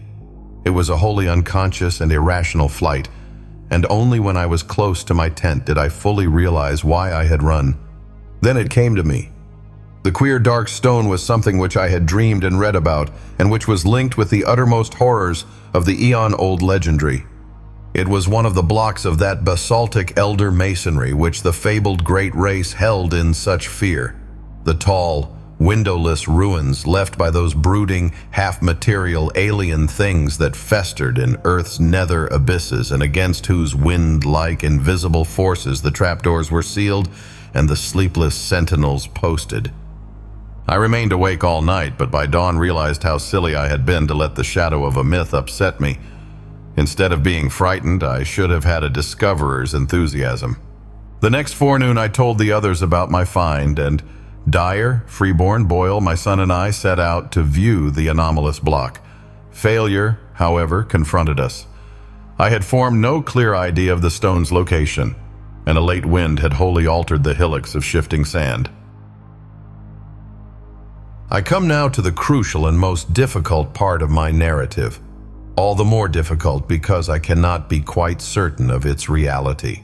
At times I feel uncomfortably sure that I was not dreaming or deluded, and it is this feeling, in view of the stupendous implications which the objective truth of my experience would raise, which impels me to make this record. My son, a trained psychologist with the fullest and most sympathetic knowledge of my whole case, shall be the primary judge of what I have to tell. First, let me outline the externals of the matter, as those at the camp know them.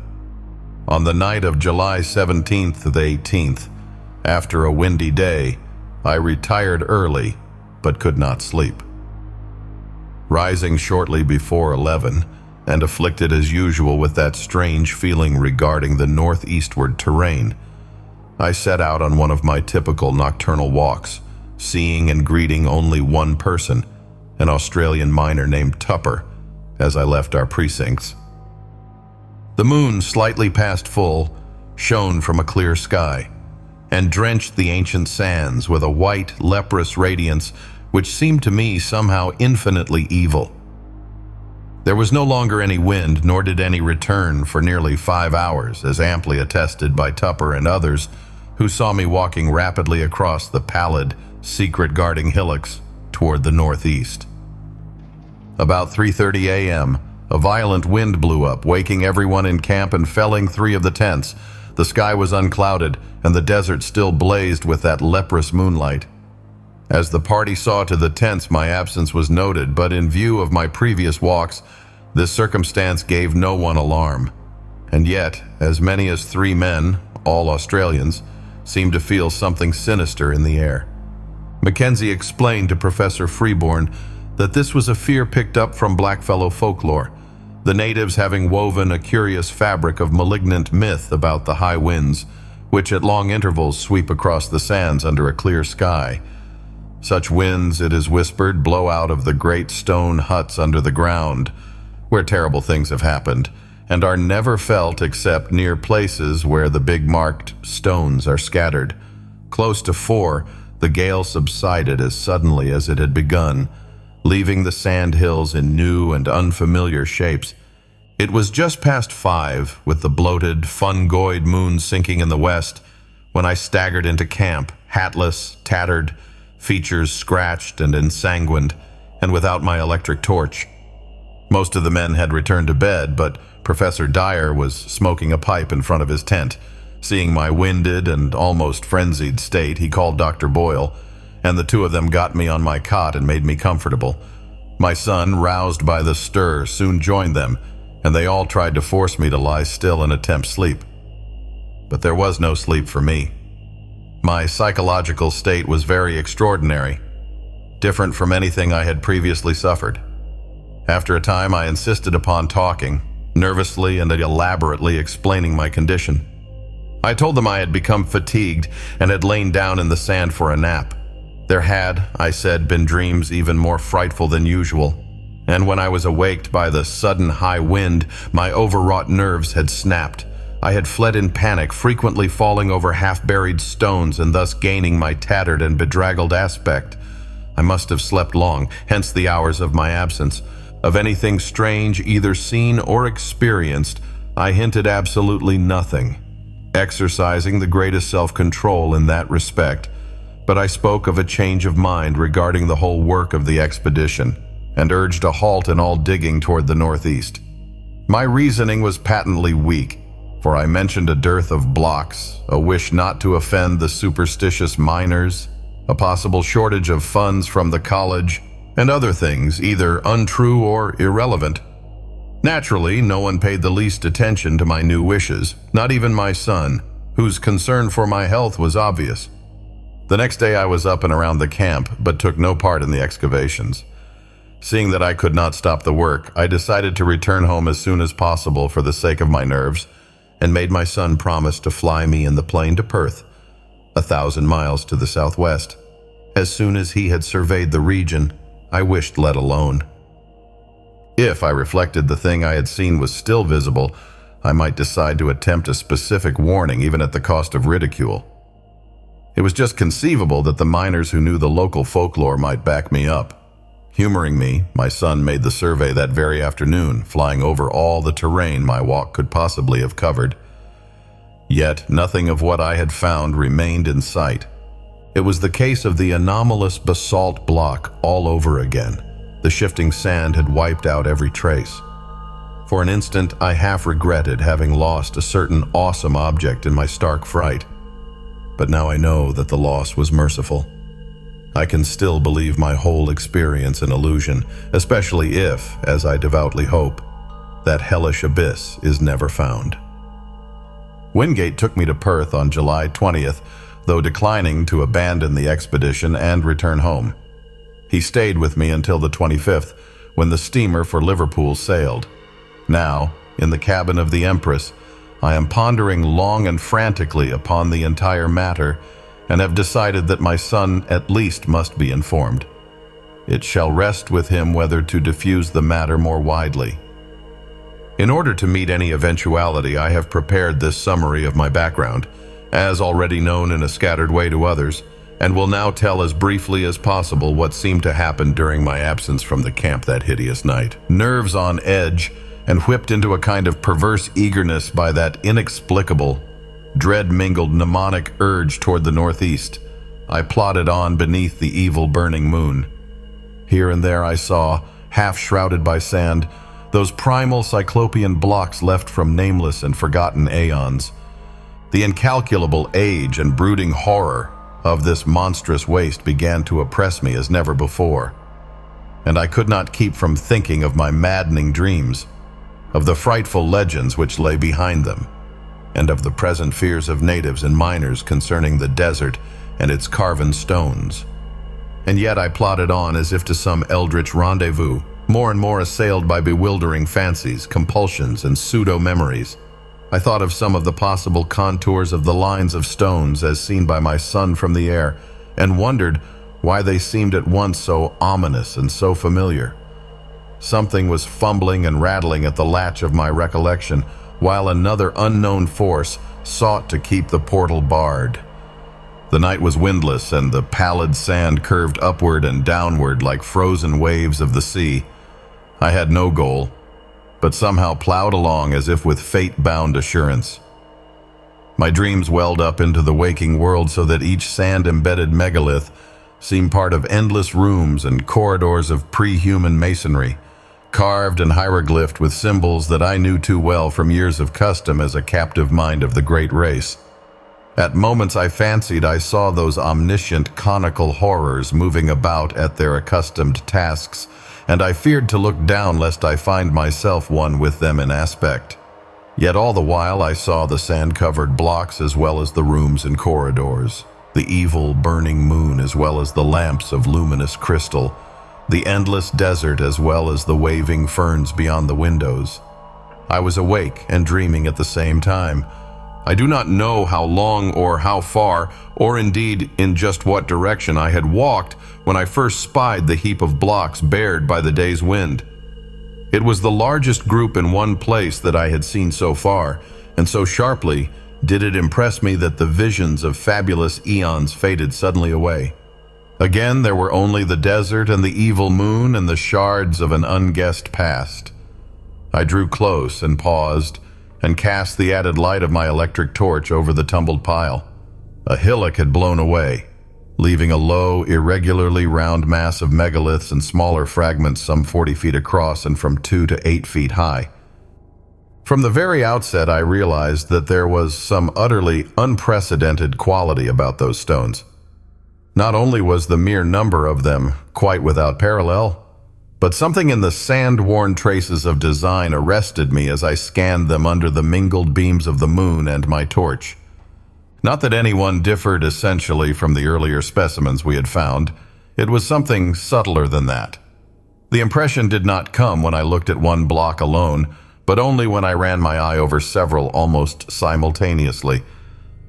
Then at last, the truth dawned upon me. The curvilinear patterns on many of those blocks were closely related, parts of one vast, decorative conception. For the first time in this eon-shaken waste, I had come upon a mass of masonry in its old position, tumbled and fragmentary, it is true, but nonetheless existing in a very definite sense. Mounting at a low place, I clambered laboriously over the heap, here and there clearing away the sand with my fingers and constantly striving to interpret varieties of size, shape, and style, and relationships of design.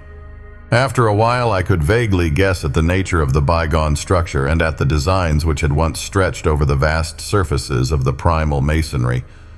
The perfect identity of the whole, with some of my dream glimpses, appalled and unnerved me. This was once a cyclopean corridor 30 feet tall, paved with octagonal blocks and solidly vaulted overhead. There would have been rooms opening off on the right, and at the farther end, one of those strange inclined planes would have wound down to still lower depths. I started violently as these conceptions occurred to me, for there was more in them than the blocks themselves had supplied. How did I know that this level should have been far underground? How did I know that the plane leading upward should have been behind me? How did I know that the long subterranean passage to the square of pillars ought to lie on the left one level above me? How did I know that the room of machines and the rightward leading tunnel to the central archives ought to lie 2 levels below? How did I know that there would be one of those horrible metal-banded trapdoors at the very bottom 4 levels down? Bewildered by this intrusion from the dream world, I found myself shaking and bathed in a cold perspiration. Then, as a last, intolerable touch, I felt that faint, insidious stream of cool air trickling upward from a depressed place near the center of the huge heap. Instantly, as once before, my visions faded, and I saw again only the evil moonlight, the brooding desert, and the spreading tumulus of Paleogean masonry. Something real and tangible, yet fraught with infinite suggestions of nighted mystery, now confronted me. For that stream of air could argue but one thing, a hidden gulf of great size beneath the disordered blocks on the surface. My first thought was of the sinister Blackfellow legends of vast underground huts among the megaliths where horrors happen and great winds are born. Then thoughts of my own dreams came back, and I felt dim pseudo-memories tugging at my mind. What manner of place lay below me? What primal, inconceivable source of age-old myth cycles and haunting nightmares might I be on the brink of uncovering? It was only for a moment that I hesitated, for more than curiosity and scientific zeal was driving me on and working against my growing fear. I seemed to move almost automatically, as if in the clutch of some compelling fate, pocketing my torch and struggling with a strength that I had not thought I possessed. I wrenched aside first one Titan fragment of stone, and then another, till there welled up a strong draft, whose dampness contrasted oddly with the desert's dry air. A black rift began to yawn, and at length, when I had pushed away every fragment small enough to budge, the leprous moonlight blazed on an aperture of ample width to admit me. I drew out my torch and cast a brilliant beam into the opening. Below me was a chaos of tumbled masonry, sloping roughly down toward the north at an angle of about 45 degrees, and evidently the result of some bygone collapse from above. Between its surface and the ground level was a gulf of impenetrable blackness, at whose upper edge were signs of gigantic stress-heaved vaulting. At this point, it appeared, the desert sands lay directly upon a floor of some Titan structure of Earth's youth. How preserved through eons of geologic convulsion, I could not then, and cannot now, even attempt to guess. In retrospect, the barest idea of a sudden lone descent into such a doubtful abyss, and at a time when one's whereabouts were unknown to any living soul, seems like the utter apex of insanity. Perhaps it was. Yet that night I embarked without hesitancy upon such a descent. Again there was manifest that lure and driving of fatality which had all along seemed to direct my course. With torch flashing intermittently to save the battery, I commenced a mad scramble down the sinister cyclopean incline below the opening, sometimes facing forward as I found good hand and footholds, and at other times turning to face the heap of megaliths as I clung and fumbled more precariously. In two directions beside me, distant walls of carven, crumbling masonry loomed dimly under the direct beams of my torch. Ahead, however, was only unbroken darkness. I kept no track of time during my downward scramble. So seething with baffling hints and images was my mind that all objective matters seemed withdrawn into incalculable distances. Physical sensation was dead, and even fear remained as a wraith-like, inactive gargoyle leering impotently at me. Eventually I reached a level floor strewn with fallen blocks, shapeless fragments of stone, and sand and detritus of every kind. On either side, perhaps 30 feet apart, rose massive walls culminating in huge groinings. That they were carved I could just discern, but the nature of the carvings was beyond my perception. What held me the most was the vaulting overhead. The beam from my torch could not reach the roof, but the lower parts of the monstrous arches stood out distinctly, and so perfect was their identity with what I had seen in countless dreams of the elder world that I trembled actively for the first time. Behind and high above, a faint luminous blur told of the distant moonlit world outside.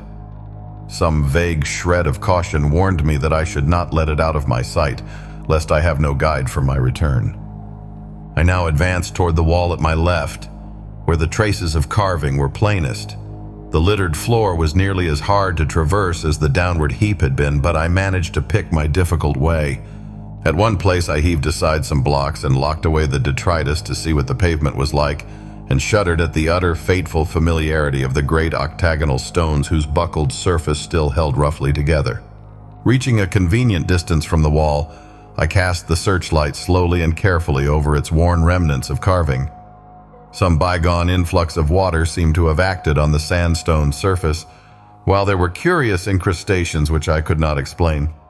In places the masonry was very loose and distorted, and I wondered how many eons more this primal hidden edifice could keep its remaining traces of form amidst Earth's heavings. But it was the carvings themselves that excited me most.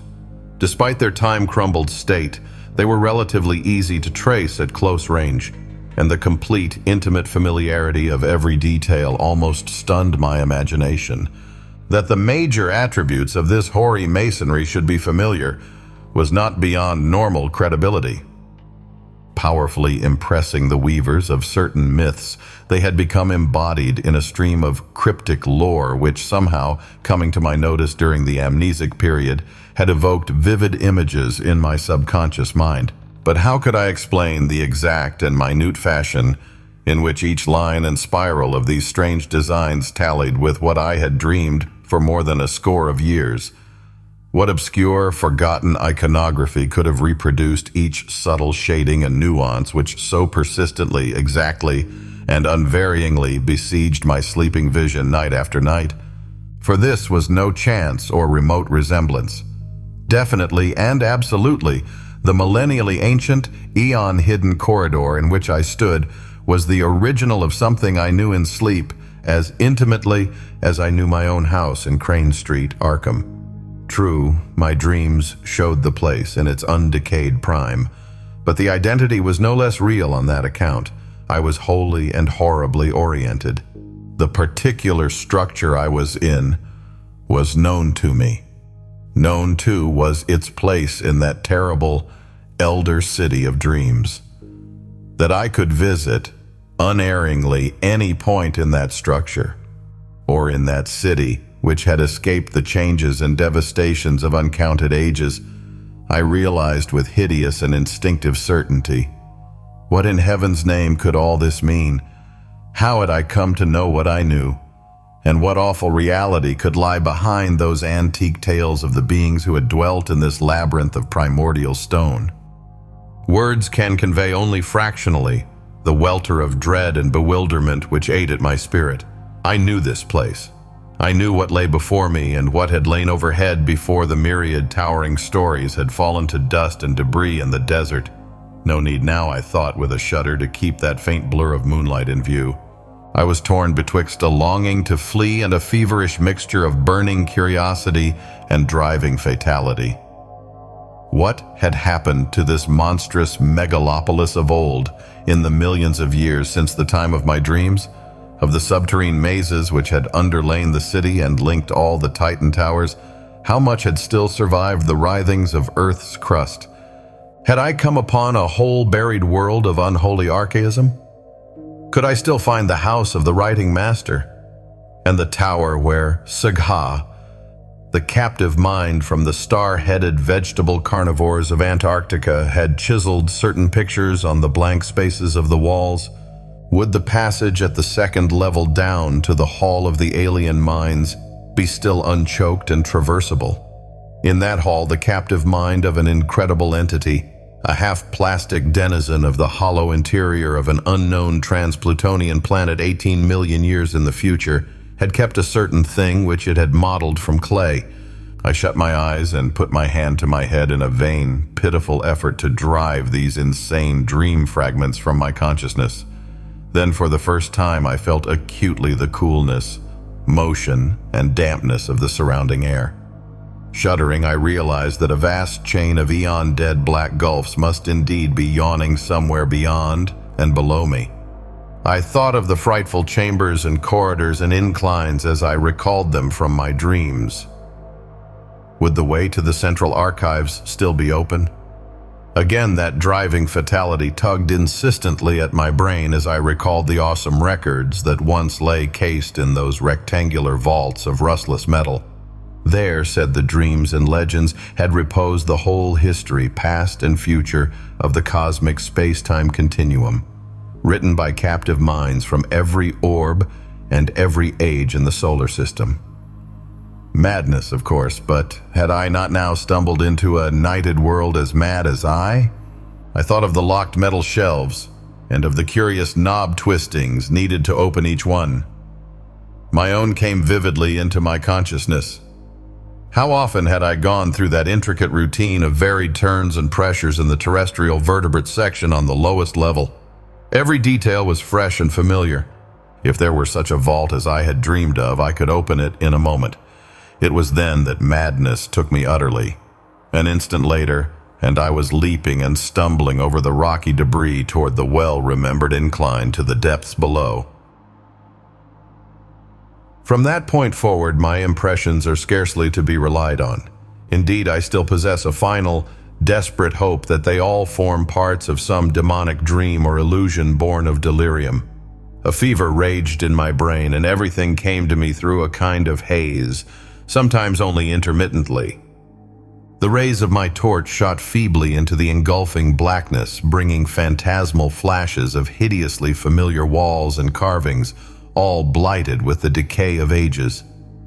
In one place, a tremendous mass of vaulting had fallen, so that I had to clamber over a mighty mound of stones, reaching almost to the ragged, grotesquely stalactited roof. It was all the ultimate apex of nightmare, made worse by the blasphemous tug of pseudo-memory. One thing only was unfamiliar, and that was my own size in relation to the monstrous masonry. I felt oppressed by a sense of unwanted smallness, as if the sight of these towering walls from a mere human body was something wholly new and abnormal. Again and again I looked nervously down at myself, vaguely disturbed by the human form I possessed. Onward through the blackness of the abyss I leaped, plunged, and staggered, often falling and bruising myself, and once nearly shattering my torch. Every stone and corner of that demonic gulf was known to me, and at many points I stopped to cast beams of light through choked and crumbling yet familiar archways. Some rooms had totally collapsed, others were bare or debris-filled. In a few I saw masses of metal, some fairly intact, some broken, and some crushed or battered, which I recognized as the colossal pedestals or tables of my dreams. What they could in truth have been, I dared not guess. I found the downward incline and began its descent. though after a time halted by a gaping, ragged chasm whose narrowest point could not be much less than 4 feet across. Here the stonework had fallen through, revealing incalculable inky depths beneath.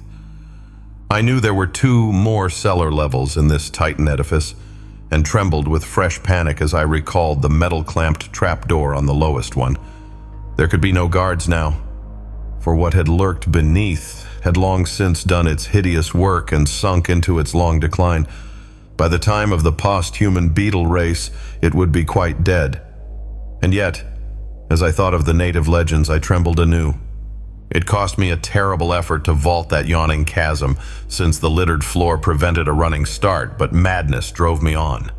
I chose a place close to the left-hand wall, where the rift was least wide and the landing spot reasonably clear of dangerous debris, and after one frantic moment reached the other side in safety.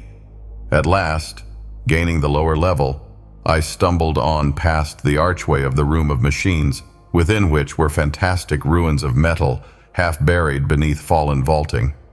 Everything was where I knew it would be, and I climbed confidently over the heaps which barred the entrance of a vast transverse corridor. This, I realized, would take me under the city to the central archives. Endless ages seemed to unroll as I stumbled, leaped, and crawled along that debris-cluttered corridor. Now and then I could make out carvings on the ages-stained walls, some familiar, others seemingly added since the period of my dreams. Since this was a subterranean house-connecting highway, there were no archways save when the route led through the lower levels of various buildings. At some of these intersections, I turned aside long enough to look down well-remembered corridors and into well-remembered rooms. Twice only did I find any radical changes from what I had dreamed of, and in one of these cases I could trace the sealed-up outlines of the archway I remembered. I shook violently and felt a curious surge of retarding weakness as I steered a hurried and reluctant course through the crypt of one of those great windowless ruined towers whose alien basalt masonry bespoke a whispered and horrible origin. This primal vault was round and fully 200 feet across, with nothing carved upon the dark-hued stonework. The floor was here free from anything save dust and sand, and I could see the apertures leading upward and downward. There were no stairs or inclines. Indeed, my dreams had pictured those elder towers as wholly untouched by the fabulous great race. Those who had built them had not needed stairs or inclines. In the dreams, the downward aperture had been tightly sealed and nervously guarded. Now it lay open, black and yawning, and giving forth a current of cool, damp air. Of what limitless caverns of eternal night might brood below, I would not permit myself to think. Later, clawing my way along a badly heaped section of the corridor, I reached a place where the roof had wholly caved in. The debris rose like a mountain, and I climbed up over it, passing through a vast, empty space where my torchlight could reveal neither walls nor vaulting. This, I reflected, must be the cellar of the House of the Metal Purveyors, fronting on the third square not far from the archives. What had happened to it I could not conjecture. I found the corridor again beyond the mountain of detritus and stone, but after a short distance encountered a wholly choked place where the fallen vaulting almost touched the perilously sagging ceiling. How I managed to wrench and tear aside enough blocks to afford a passage, and how I dared disturb the tightly packed fragments when the least shift of equilibrium might have brought down all the tons of superincumbent masonry to crush me to nothingness, I do not know. It was sheer madness that impelled and guided me, if indeed my whole underground adventure was not, as I hope, a hellish delusion or phase of dreaming. But I did make, or dream that I made, a passage that I could squirm through. As I wiggled over the mound of debris, my torch switched continuously on, thrust deeply in my mouth. I felt myself torn by the fantastic stalactites of the jagged floor above me. I was now close to the great underground archival structure which seemed to form my goal. Sliding and clambering down the farther side of the barrier and picking my way along the remaining stretch of corridor with handheld, intermittently flashing torch, I came at last to a low, circular crypt with arches, still in a marvelous state of preservation, opening off on every side. The walls, or such parts of them as lay within reach of my torchlight, were densely hieroglyphed and chiseled with typical curvilinear symbols, some added since the period of my dreams. This, I realized, was my fated destination, and I turned at once through a familiar archway on my left. That I could find a clear passage up and down the incline to all the surviving levels, I had oddly little doubt. This vast, earth-protected pile, housing the annals of all the solar system, had been built with supernal skill and strength to last as long as that system itself. Blocks of stupendous size, poised with mathematical genius and bound with cements of incredible toughness, had combined to form a mass as firm as the planet's rocky core. Here, after ages more prodigious than I could sanely grasp, its buried bulk stood in all its essential contours, the vast, dust-drifted floors scarce sprinkled with the litter elsewhere so dominant. The relatively easy walking from this point onward went curiously to my head. All the frantic eagerness hitherto frustrated by obstacles now took itself out in a kind of febrile speed, and I literally raced along the low-roofed, monstrously well-remembered aisles beyond the archway. I was past being astonished by the familiarity of what I saw. On every hand, the great hieroglyphed metal shelf doors loomed monstrously, some yet in place, others sprung open, and still others bent and buckled under bygone geological stresses, not quite strong enough to shatter the Titan masonry. Here and there, a dust-covered heap beneath a gaping empty shelf seemed to indicate where cases had been shaken down by earth tremors. On occasional pillars were great symbols or letters proclaiming classes and subclasses of volumes. Once I paused before an open vault where I saw some of the accustomed metal cases still in position amidst the omnipresent gritty dust. Reaching up, I dislodged one of the thinner specimens with some difficulty and rested it on the floor for inspection. It was titled in the prevailing curvilinear hieroglyphs, though something in the arrangement of the characters seemed subtly unusual. The odd mechanism of the hooked fastener was perfectly well known to me, and I snapped up the still rustless and workable lid and drew out the book within. The latter, as expected, was some 20 by 15 inches in area and 2 inches thick, the thin metal covers opening at the top. Its tough cellulose pages seemed unaffected by the myriad cycles of time they had lived through, and I studied the queerly pigmented, brush-drawn letters of the text symbols, unlike either the usual curved hieroglyphs or any alphabet known to human scholarship, with a haunting, half-aroused memory. It came to me that this was the language used by a captive mind I had known slightly in my dreams, a mind from a large asteroid on which had survived much of the archaic life and lore of the primal planet whereof it formed a fragment. At the same time, I recalled that this level of the archives was devoted to volumes dealing with the non-terrestrial planets. As I ceased poring over this incredible document, I saw that the light of my torch was beginning to fail, hence quickly inserted the extra battery I always had with me. Then, armed with the stronger radiance, I resumed my feverish racing through unending tangles of aisles and corridors, recognizing now and then some familiar shelf, and vaguely annoyed by the acoustic conditions which made my footfalls echo incongruously in these catacombs. The very prints of my shoes behind me in the millennially untrodden dust made me shudder. Never before, if my mad dreams held anything of truth, had human feet pressed upon those immemorial pavements. Of the particular goal of my insane racing, my conscious mind held no hint. There was, however, some force of evil potency pulling at my dazed will and buried recollection, so that I vaguely felt I was not running at random. I came to a downward incline and followed it to profounder depths. Floors flashed by me as I raced, but I did not pause to explore them. In my whirling brain, there had begun to beat a certain rhythm which set my right hand twitching in unison. I wanted to unlock something, and felt that I knew all the intricate twists and pressures needed to do it. It would be like a modern safe with a combination lock. Dream or not, I had once known and still knew. How any dream or scrap of unconsciously absorbed legend could have taught me a detail so minute, so intricate, and so complex, I did not attempt to explain to myself. I was beyond all coherent thought, for was not this whole experience, this shocking familiarity with a set of unknown ruins, and this monstrously exact identity of everything before me with what only dreams and scraps of myth could have suggested, a horror beyond all reason? Probably it was my basic conviction then, as it is now during my saner moments, that I was not awake at all, and that the entire buried city was a fragment of febrile hallucination.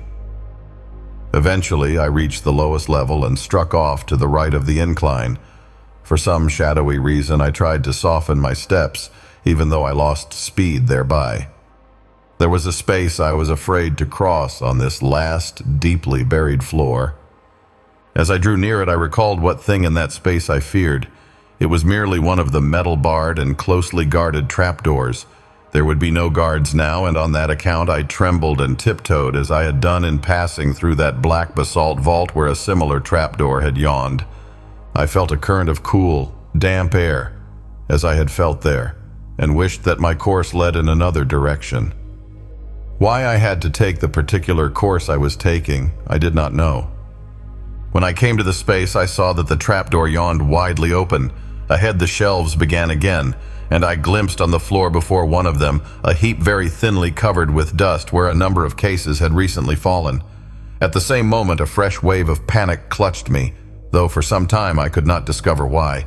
Heaps of fallen cases were not uncommon, for all through the eons this lightless labyrinth had been racked by the heavings of earth and had echoed at intervals of the deafening clatter of toppling objects. It was only when I was nearly across the space that I realized why I shook so violently. Not the heap, but something about the dust of the level floor was troubling me. In the light of my torch, it seemed as if that dust were not as even as it ought to be. There were places where it looked thinner, as if it had been disturbed not many months before. I could not be sure, for even the apparently thinner places were dusty enough. Yet a certain suspicion of regularity and the fancied unevenness was highly disquieting. When I brought the torchlight close to one of the queer places, I did not like what I saw, for the illusion of regularity became very great. It was as if there were regular lines of composite impressions that went in threes, each slightly over a foot square and consisting of 5 nearly circular 3-inch prints, one in advance of the other 4. These possible lines of foot-square impressions appeared to lead in 2 directions, as if something had gone somewhere and returned. They were, of course, very faint, and may have been illusions or accidents, but there was an element of dim, fumbling terror about the way I thought they ran. For at one end of them was the heap of cases, which must have clattered down not long before, while at the other end was the ominous trapdoor, with the cool, damp wind yawning unguarded down to abysses past imagination. That my strange sense of compulsion was deep and overwhelming is shown by its conquest of my fear. No rational motive could have drawn me on after that hideous suspicion of prints and the creeping dream memories it excited. Yet my right hand, even as it shook with fright, still twitched rhythmically in its eagerness to turn a lock it hoped to find. Before I knew it, I was past the heap of lately fallen cases and running on tiptoe through aisles of utterly unbroken dust, toward a point which I seemed to know morbidly, horribly well. My mind was asking itself questions whose origin and relevancy I was only beginning to guess. Would the shelf be reachable by a human body? Could my human hand master all the eon-remembered motions of the lock? Would the lock be undamaged and workable? And what would I do? What dare I do with what, as I now commenced to realize, I both hoped and feared to find? Would it prove the awesome, brain-shattering truth of something past normal conception, or show only that I was dreaming? The next I knew, I had ceased my tiptoed racing and was standing still, staring at a row of maddeningly familiar hieroglyphed shelves. They were in a state of almost perfect preservation, and only 3 of the doors in this vicinity had sprung open. My feelings toward these shelves cannot be described, so utter and insistent was the sense of old acquaintance.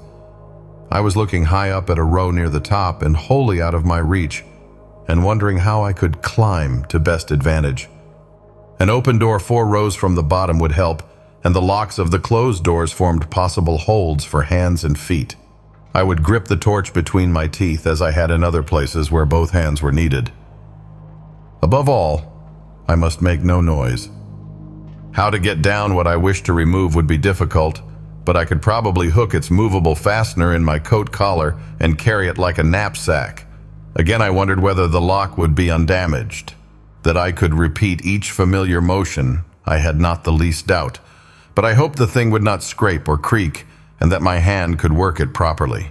Even as I thought these things, I had taken the torch in my mouth and begun to climb.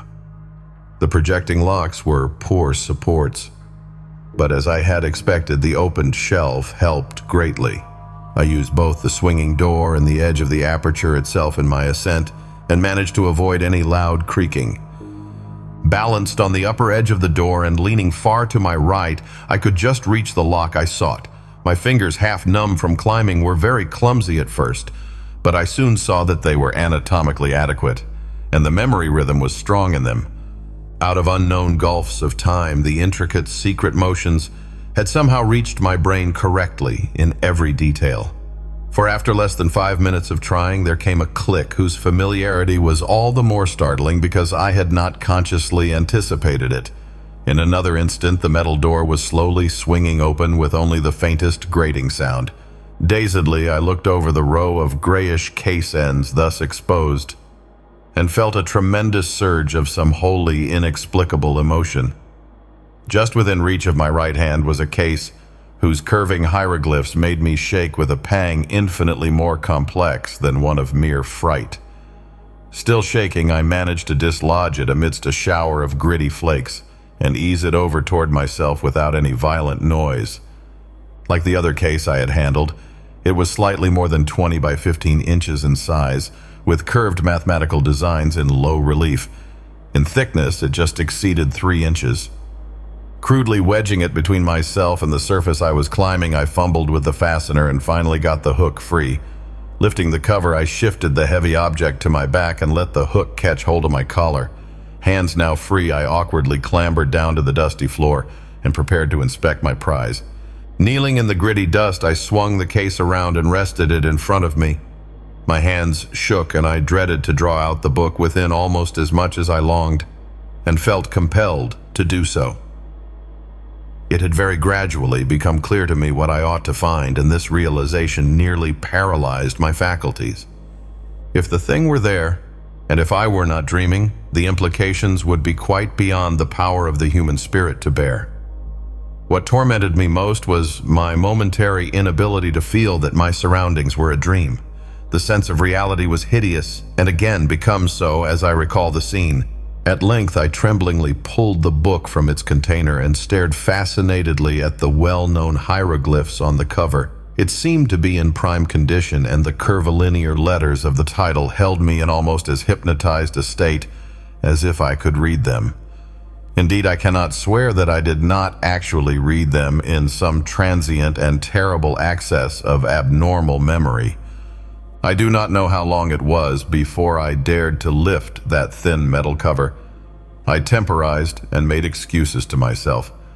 I took the torch from my mouth and shut it off to save the battery. Then, in the dark, I collected my courage, finally lifting the cover without turning on the light.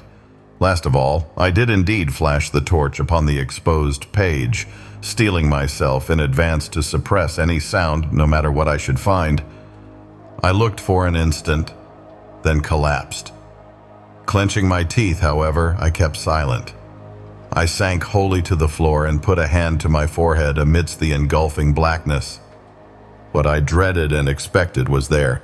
Either I was dreaming or time and space had become a mockery. I must be dreaming, but I would test the horror by carrying this thing back and showing it to my son if it were indeed a reality.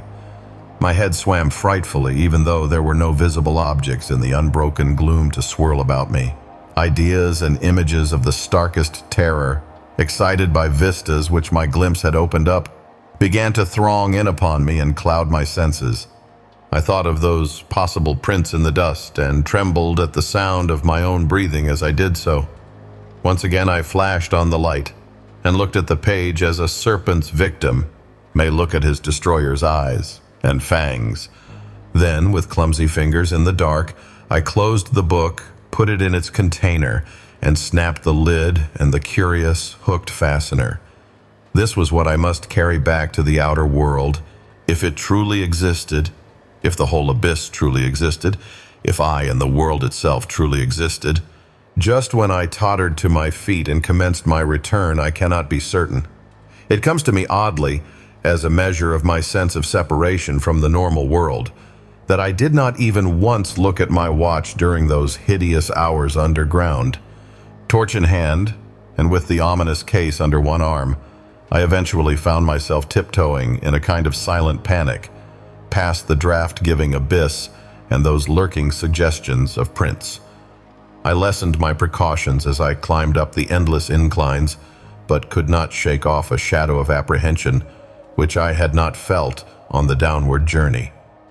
I dreaded having to repass through the black basalt crypt that was older than the city itself, where cold drafts welled up from unguarded depths. I thought of that which the great race had feared, and of what might still be lurking, be it ever so weak and dying down there. I thought of those 5 circle prints and of what my dreams had told me of such prints, and of strange winds and whistling noises associated with them. And I thought of the tales of the modern blackfellows, wherein the horror of great winds and nameless subterrane ruins was dwelt upon. I knew from a carven wall symbol the right floor to enter, and came at last, after passing that other book I had examined, to the great circular space with the branching archways. On my right, and at once recognizable, was the arch through which I had arrived. This I now entered, conscious that the rest of my course would be harder because of the tumbled state of the masonry outside the archive building. My new metal-cased burden weighed upon me, and I found it harder and harder to be quiet as I stumbled among debris and fragments of every sort. Then I came to the ceiling-high mound of debris through which I had wrenched a scanty passage. My dread at wriggling through again was infinite, for my first passage had made some noise, and I now, after seeing those possible prints, dreaded sound above all things. The case, too, doubled the problem of traversing the narrow crevice. But I clambered up the barrier as best I could and pushed the case through the aperture ahead of me. Then, torch in mouth, I scrambled through myself, my back torn as before by stalactites. As I tried to grasp the case again, it fell some distance ahead of me down the slope of the debris, making a disturbing clatter and arousing echoes which sent me into a cold perspiration. I lunged for it at once and regained it without further noise, but a moment afterward the slipping of blocks under my feet raised a sudden and unprecedented din. The din was my undoing, for falsely or not, I thought I heard it answered in a terrible way from spaces far behind me. I thought I heard a shrill whistling sound, like nothing else on earth and beyond any adequate verbal description. If so, what followed has a grim irony, since, save for the panic of this thing, the second thing might never have happened. As it was, my frenzy was absolute and unrelieved. Taking my torch in my hand and clutching feebly at the case, I leaped and bounded wildly ahead with no idea in my brain beyond a mad desire to race out of these nightmare ruins to the waking world of desert and moonlight which lay so far above.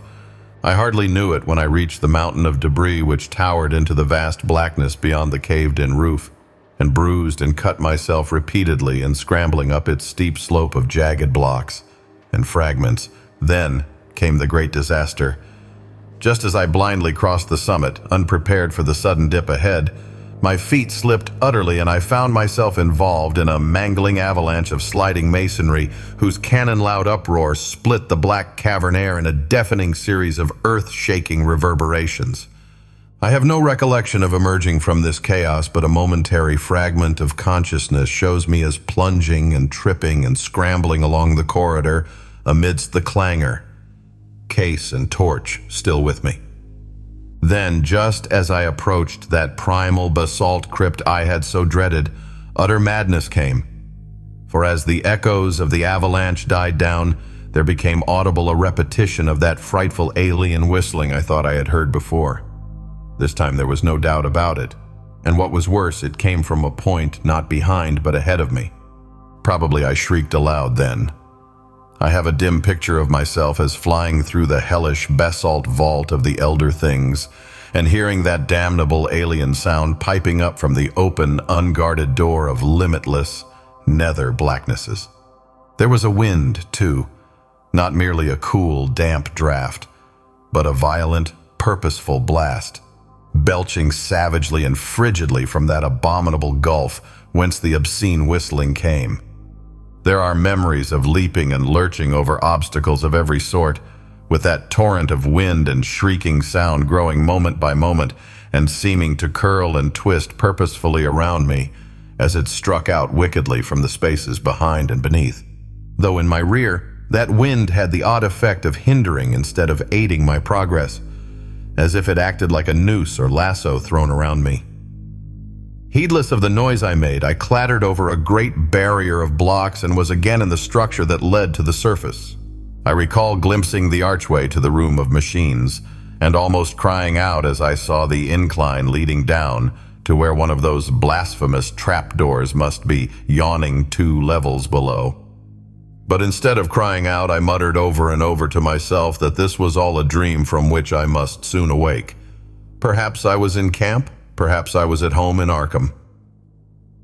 As these hopes bolstered up my sanity, I began to mount the incline to the higher level. I knew, of course, that I had the 4-foot cleft to recross, yet was too racked by other fears to realize the full horror until I came almost upon it. On my descent, the leap across had been easy, but could I clear the gap as readily when going uphill and hampered by fright, exhaustion, the weight of the metal case, and the anomalous backward tug of that demon wind? I thought of these things at the last moment and thought also of the nameless entities which might be lurking in the black abysses below the chasm.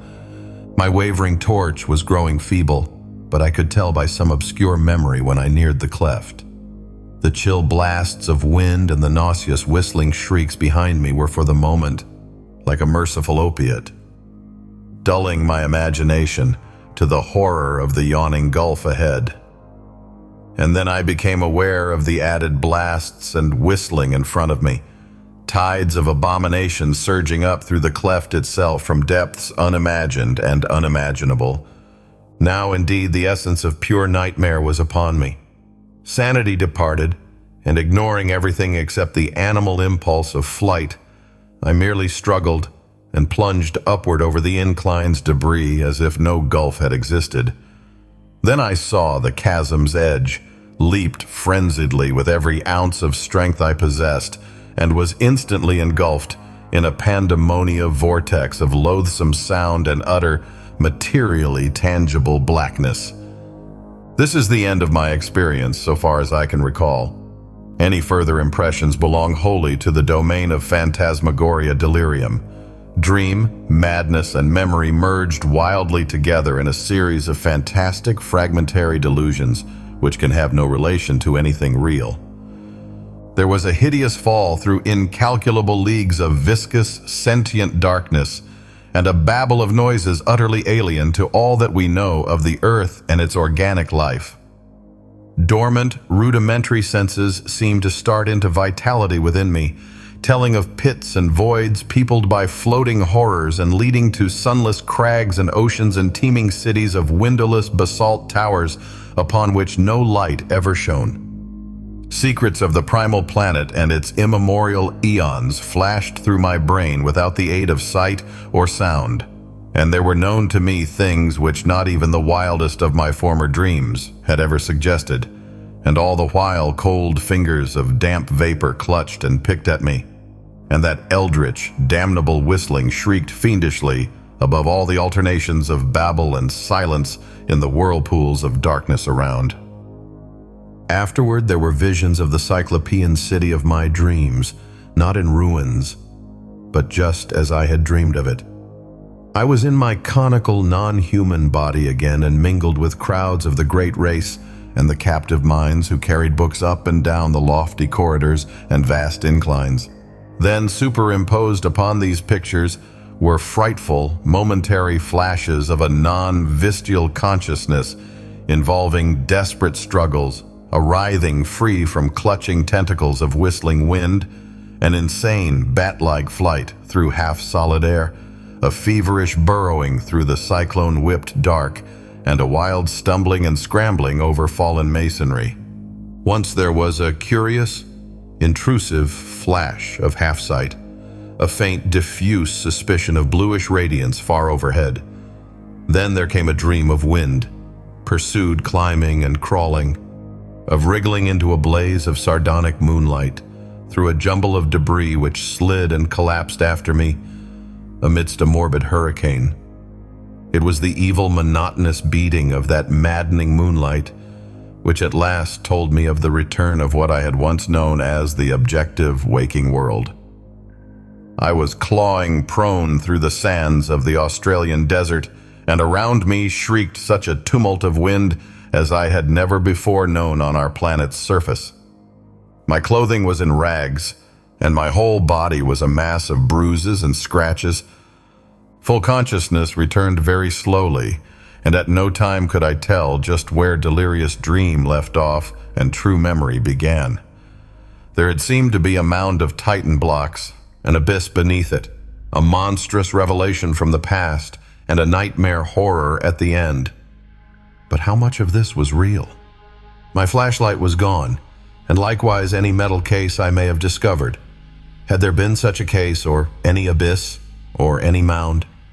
Raising my head, I looked behind me and saw only the sterile, undulant sands of the desert. The demon wind died down and the bloated, fungoid moon sank reddeningly in the west. I lurched to my feet and began to stagger southwestward toward the camp. What in truth had happened to me? Had I merely collapsed in the desert and dragged a dream-racked body over miles of sand and buried blocks? If not, how could I bear to live any longer? For in this new doubt, all my faith in the myth-born unreality of my visions dissolved once more into the hellish, older doubting. If that abyss was real, then the great race was real, and its blasphemous reachings and seizures in the cosmos-wide vortex of time were no myths or nightmares, but a terrible, soul-shattering actuality. Had I, in full, hideous fact, been drawn back to a pre-human world of 150 million years ago in those dark, baffling days of the amnesia? Had my present body been the vehicle of a frightful alien consciousness from Paleogean gulfs of time? Had I, as the captive mind of those shambling horrors, indeed known that accursed city of stone in its primordial heyday and wriggled down those familiar corridors in the loathsome shape of my captor? Were those tormenting dreams of more than 20 years the offspring of stark, monstrous memories? Had I once veritably talked with minds from reachless corners of time and space, learned the universe's secrets, past and to come, and written the annals of my own world for the metal cases of those Titan archives? And were those others, those shocking elder things of the mad winds and demon pipings, in truth a lingering, lurking menace, waiting and slowly weakening in black abysses while varied shapes of life drag out their multi-millennial courses on the planet's age-racked surface? I do not know. If that abyss and what I held were real, there is no hope. Then all too truly, there lies upon this world of man a mocking and incredible shadow out of time. But mercifully, there is no proof that these things are other than fresh phases of my myth-born dreams. I did not bring back the metal case that would have been a proof, and so far, those subterranean corridors have not been found. If the laws of the universe are kind, they will never be found. But I must tell my son what I saw or thought I saw, and let him use his judgment as a psychologist in gauging the reality of my experience and communicating this account to others. I have said that the awful truth behind my tortured years of dreaming hinges absolutely upon the actuality of what I thought I saw in those cyclopean buried ruins. It has been hard for me, literally, to set down that crucial revelation, though no reader can have failed to guess it. Of course, it lay in that book within the metal case, the case which I pried out of its lair amidst the dust of 1,000,000 centuries. No eye had seen, no hand had touched that book since the advent of man to this planet. And yet, when I flashed my torch upon it in that frightful abyss, I saw that the queerly pigmented letters on the brittle, eon-browned cellulose pages were not indeed any nameless hieroglyphs of Earth's youth. They were instead the letters of our familiar alphabet, spelling out the words of the English language in my own handwriting. The end.